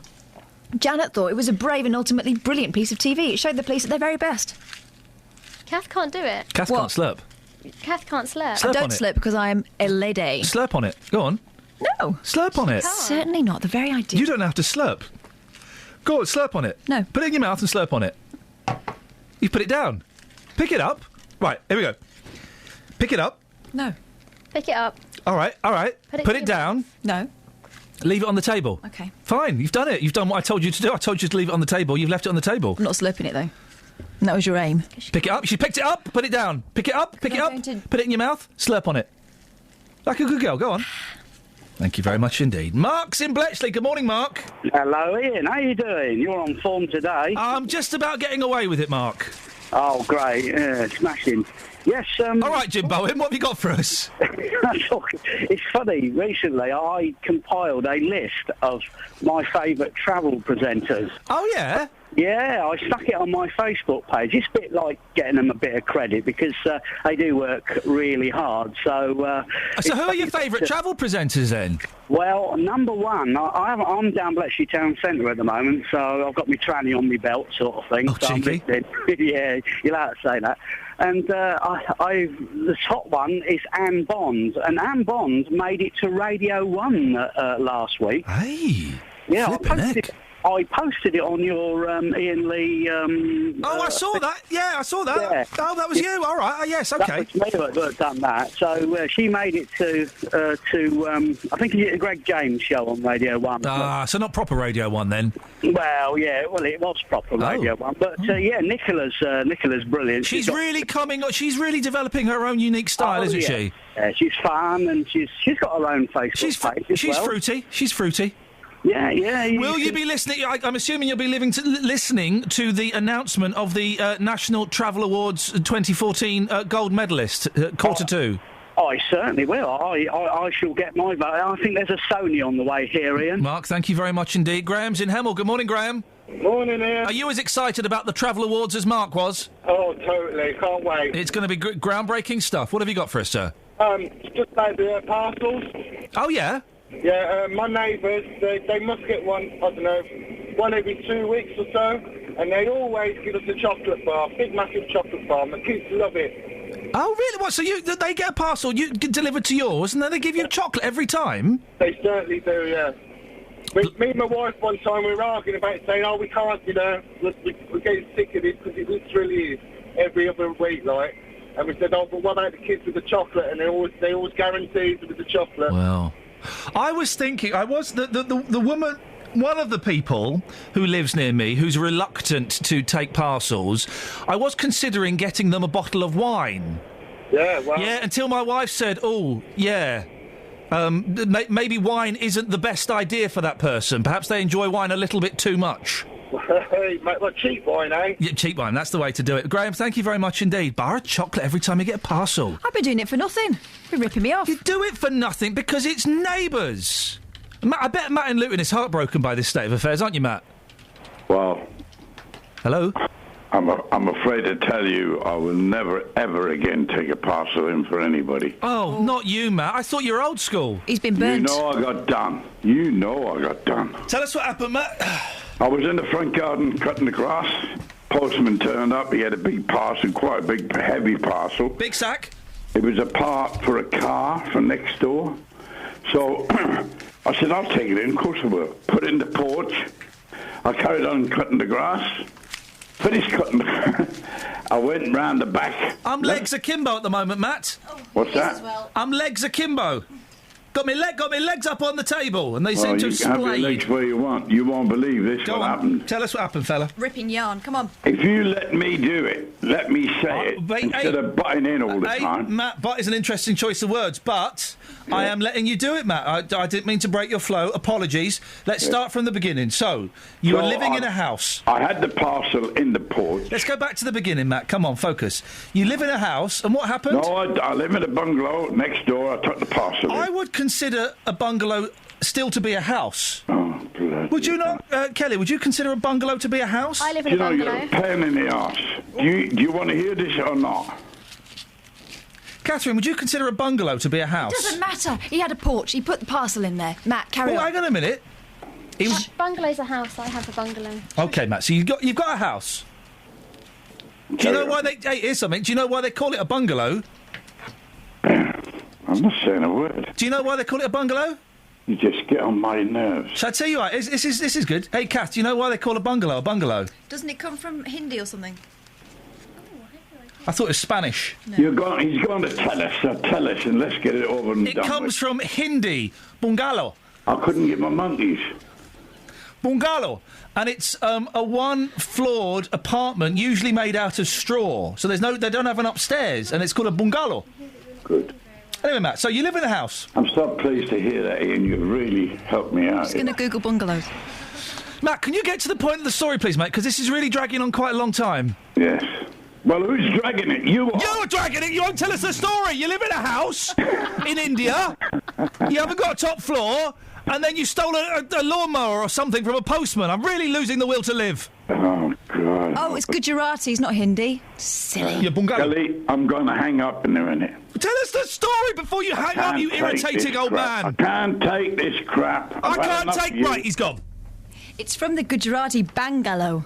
I can tell you what Matt was going to say. Nah, don't bother. Which comes from the Hindi. Oh, hang on, I was half right. What if I say Hindi any Bangla meaning Bengali. 0845. By the way, there were two category Cs. I think we can get away with that. Some of you may be offended, and before it becomes a thing, apologies for any bad language. And if you've got young people in So the anyway, he put the parcel in his porch. Someone pinched it, and a row ensued because the neighbour in question was also a family member. Matt, why didn't you tell us that? Well, you wouldn't let me, would you? Yeah, fair point, actually. Fair point. 08459 455 555. Exciting times as we are about to announce the winner of the 2014 National Travel Awards. As long as nothing nasty's happened. As long as nothing nasty's happened. Travel news for beds, cards and bugs. BBC Three Counties Radio. Starting off on the A1 heading southbound, rather heavy between the Great North Road and the Black Cat roundabouts. Also building up on the M1 between junction 11 at Dunstable Road and junction 9 for Redbourne. Slow moving on the A5 heading southbound between Kensworth and junction 9 for the M1. And the M25 heavy anti-clockwise between junction 20 at Kings Langley and junction 16 for the M40. The A41's looking very heavy on the sensors between the Hemel Hempstead turn-off and junction 20 for the M25, and on the trains, not seeing any problems or delays. Nicola Richards, BBC Three Counties Radio. How are you feeling, Nix? I've got sweaty palms. Yeah, I know, and I need to talk to you about that. You've got sweaty pits as well, but that's by the by. I don't want to jinx this, but I think this is your year. I really think this has been really good today. I've got to say, I love the dress, Nix. You've done really well. Yeah. You look so magical. And listen, if you don't win, you got through to the final. Not many travel reporters can say that. It's all political anyway. Yeah. But I think you're in with a good chance. I've got the envelope here. Okay. Okay. The Travel Reporter Awards nominees for 2014 are in no particular order. Come on, Nick. Can't breathe. Andy McCall, LBC, for roadworks on the North Circular. Orna Merchant, 5 Live, pile up on the M6. Nicola Richards, BBC Three Counties Radio, Junction 10 of the M1. And Ross Kane, Flying Eye, Capital Radio, all traffic in the 80s. And the winner is... Can't handle this. Oh my gosh! It's Andy McCall, LBC, roadworks on the North Circular. Worthy winner. What am I going to do now? So it feels like it's over.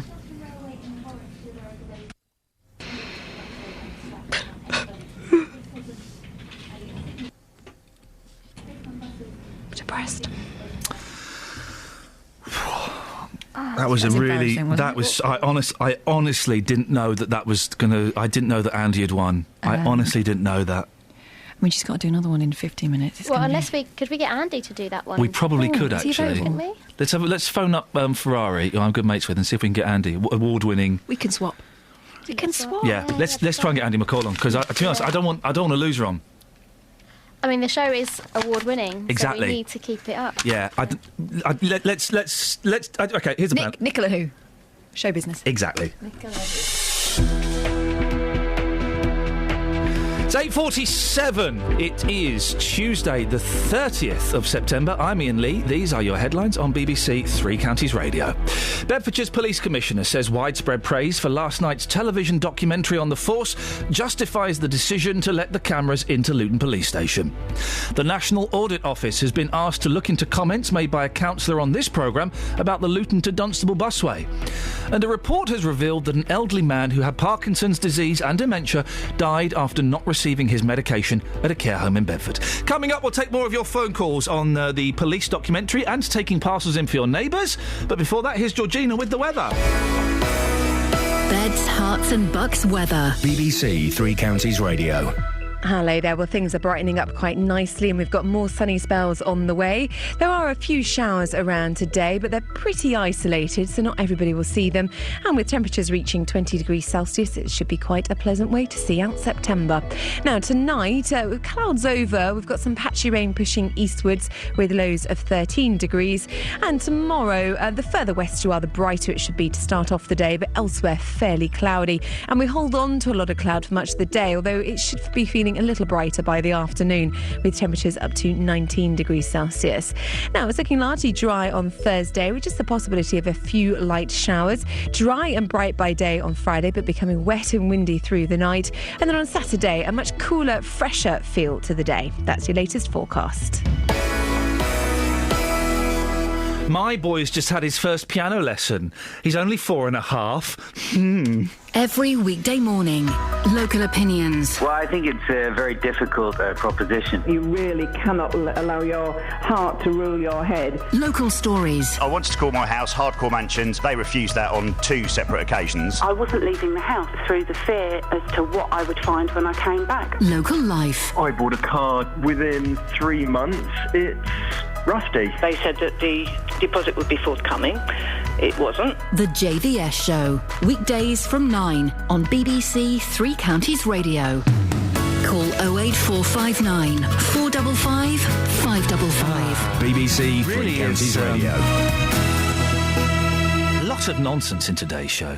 Really a lot of... Well, you say that. Yeah, and I mean it. When you say today's show suggests that yesterday's wasn't. Yeah, a lot of nonsense. Don't tell anyone. The television documentary about the police, Luton Police, did you watch it last night? What did you think? Ray's in Luton. Ray, did you watch it?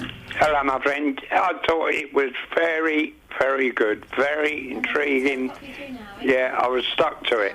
What was so good about it?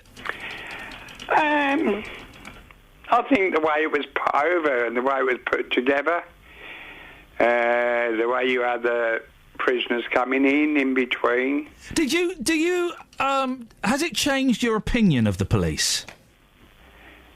Not really, because I was special constable for 10 years.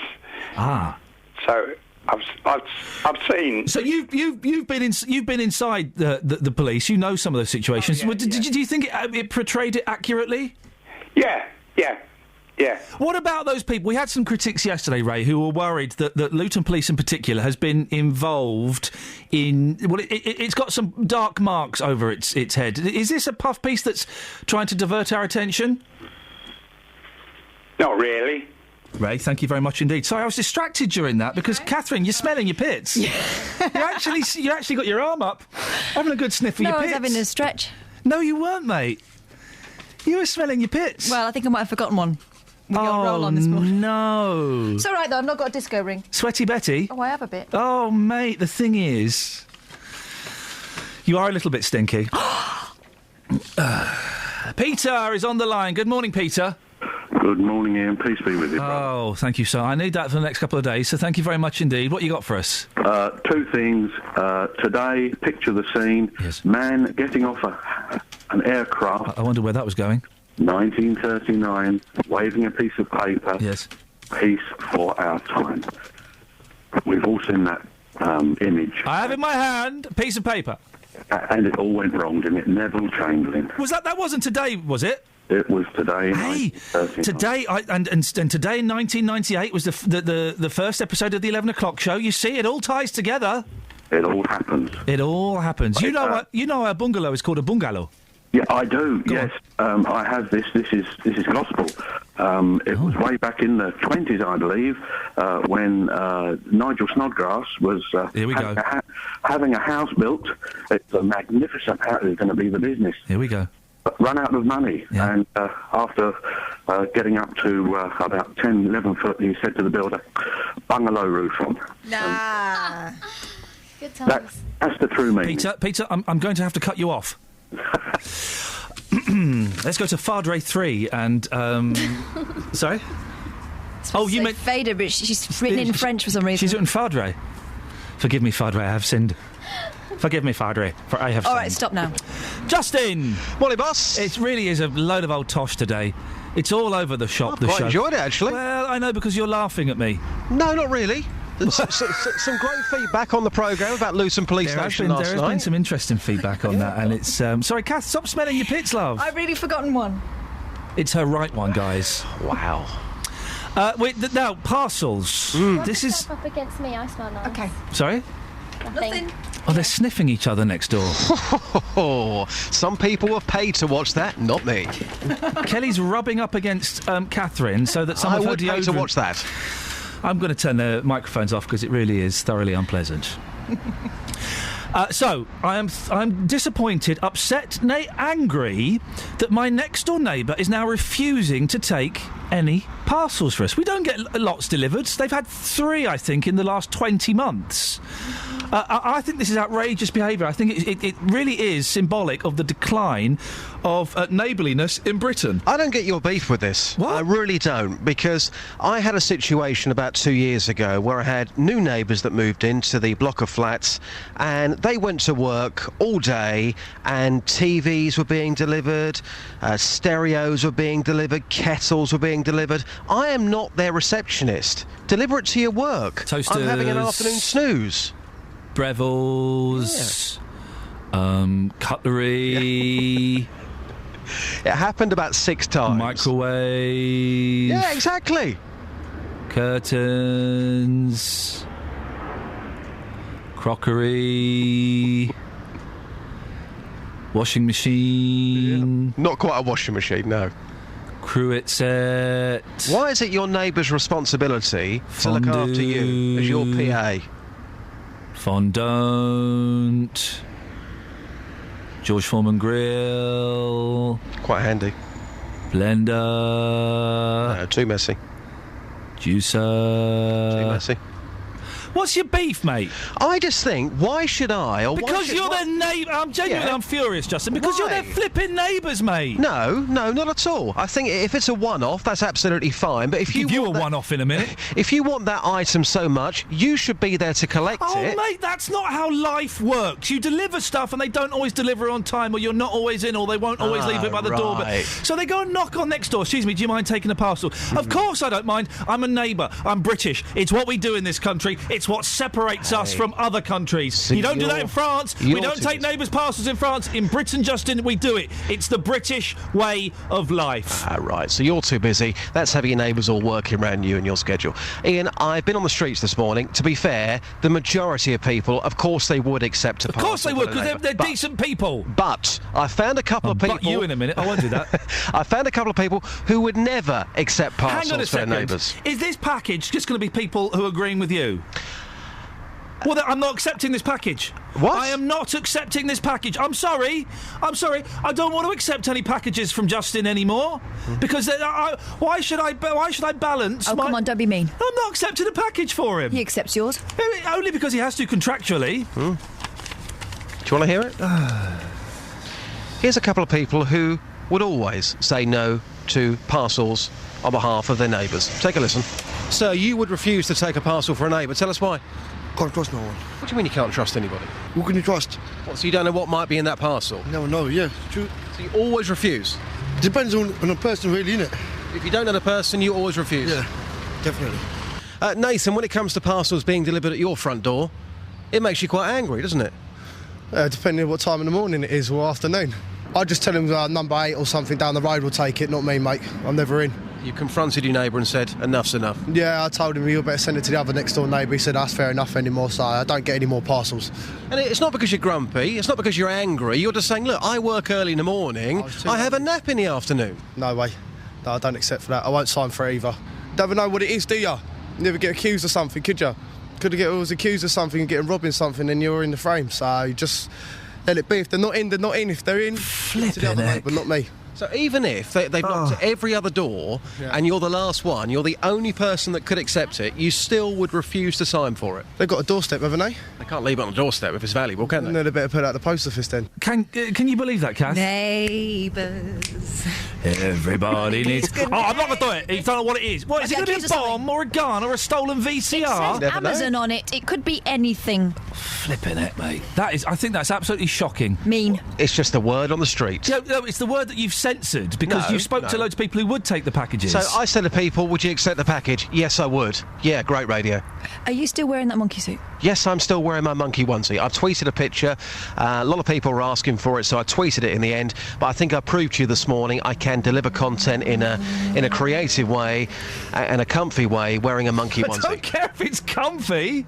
People like it on the streets. Have we got a picture we can put on Yes, Facebook? I've tweeted it, so you can retweet my tweet at Justin Dealey. Thank you very much, Just. Excellent stuff from the other members of the team. Yours was barely adequate. That breaks my heart, Catherine. What, a man in a onesie? Yes. Yeah, something like that. Well, we've ditched travel loser Nicola Richards. I'm very excited to announce. Have we got Andy McCall, the winner? He's really busy now. It's been a rush on Andy McCall. So who's doing the travel now then? Well, we're just going to keep it for the time being. Oh, you're joking. But I'm working on it. I'm in negotiations with his agent. OK, well, we tried to get Andy McCall, the award-winning travel presenter. We couldn't. Sorry, it's just Nicola. Travel news for beds, cards and bugs. BBC Three Counties Radio. Keep it quick, love. Starting off Haven't got on much the time. M1, heading southbound, rather heavy between junction 11 at Dunstable Road and junction 9 for Redbourne. The M25 very slow between junction 18 at Chorleywood and junction 16 for the M40. Speed it up a little bit, please, my darling. We're running out of time. Looking heavy on camera between Stirling Corner and Mill Hill Circus. Probably about it now. Nicola Richards. There we go. Thank you very much indeed. Who? Yeah, I'm so sorry, guys. I'm really sorry. Yeah. That's it. That's your lot. JVS is up next. Thank you, Kelly. Thank you, Catherine. Thank you, Just. Until tomorrow at 6 from us. Ta-ta. Local and vocal across beds, hearts and bucks. This is BBC Three Counties Radio. Thank you, Ian. Good morning. Welcome to the JBS show. I'm Jonathan Vernon-Smith. It's Tuesday. It's 9 o'clock. And on today's Big Phone-In, is it hard to keep children's teeth healthy? Public Health England has revealed that more than one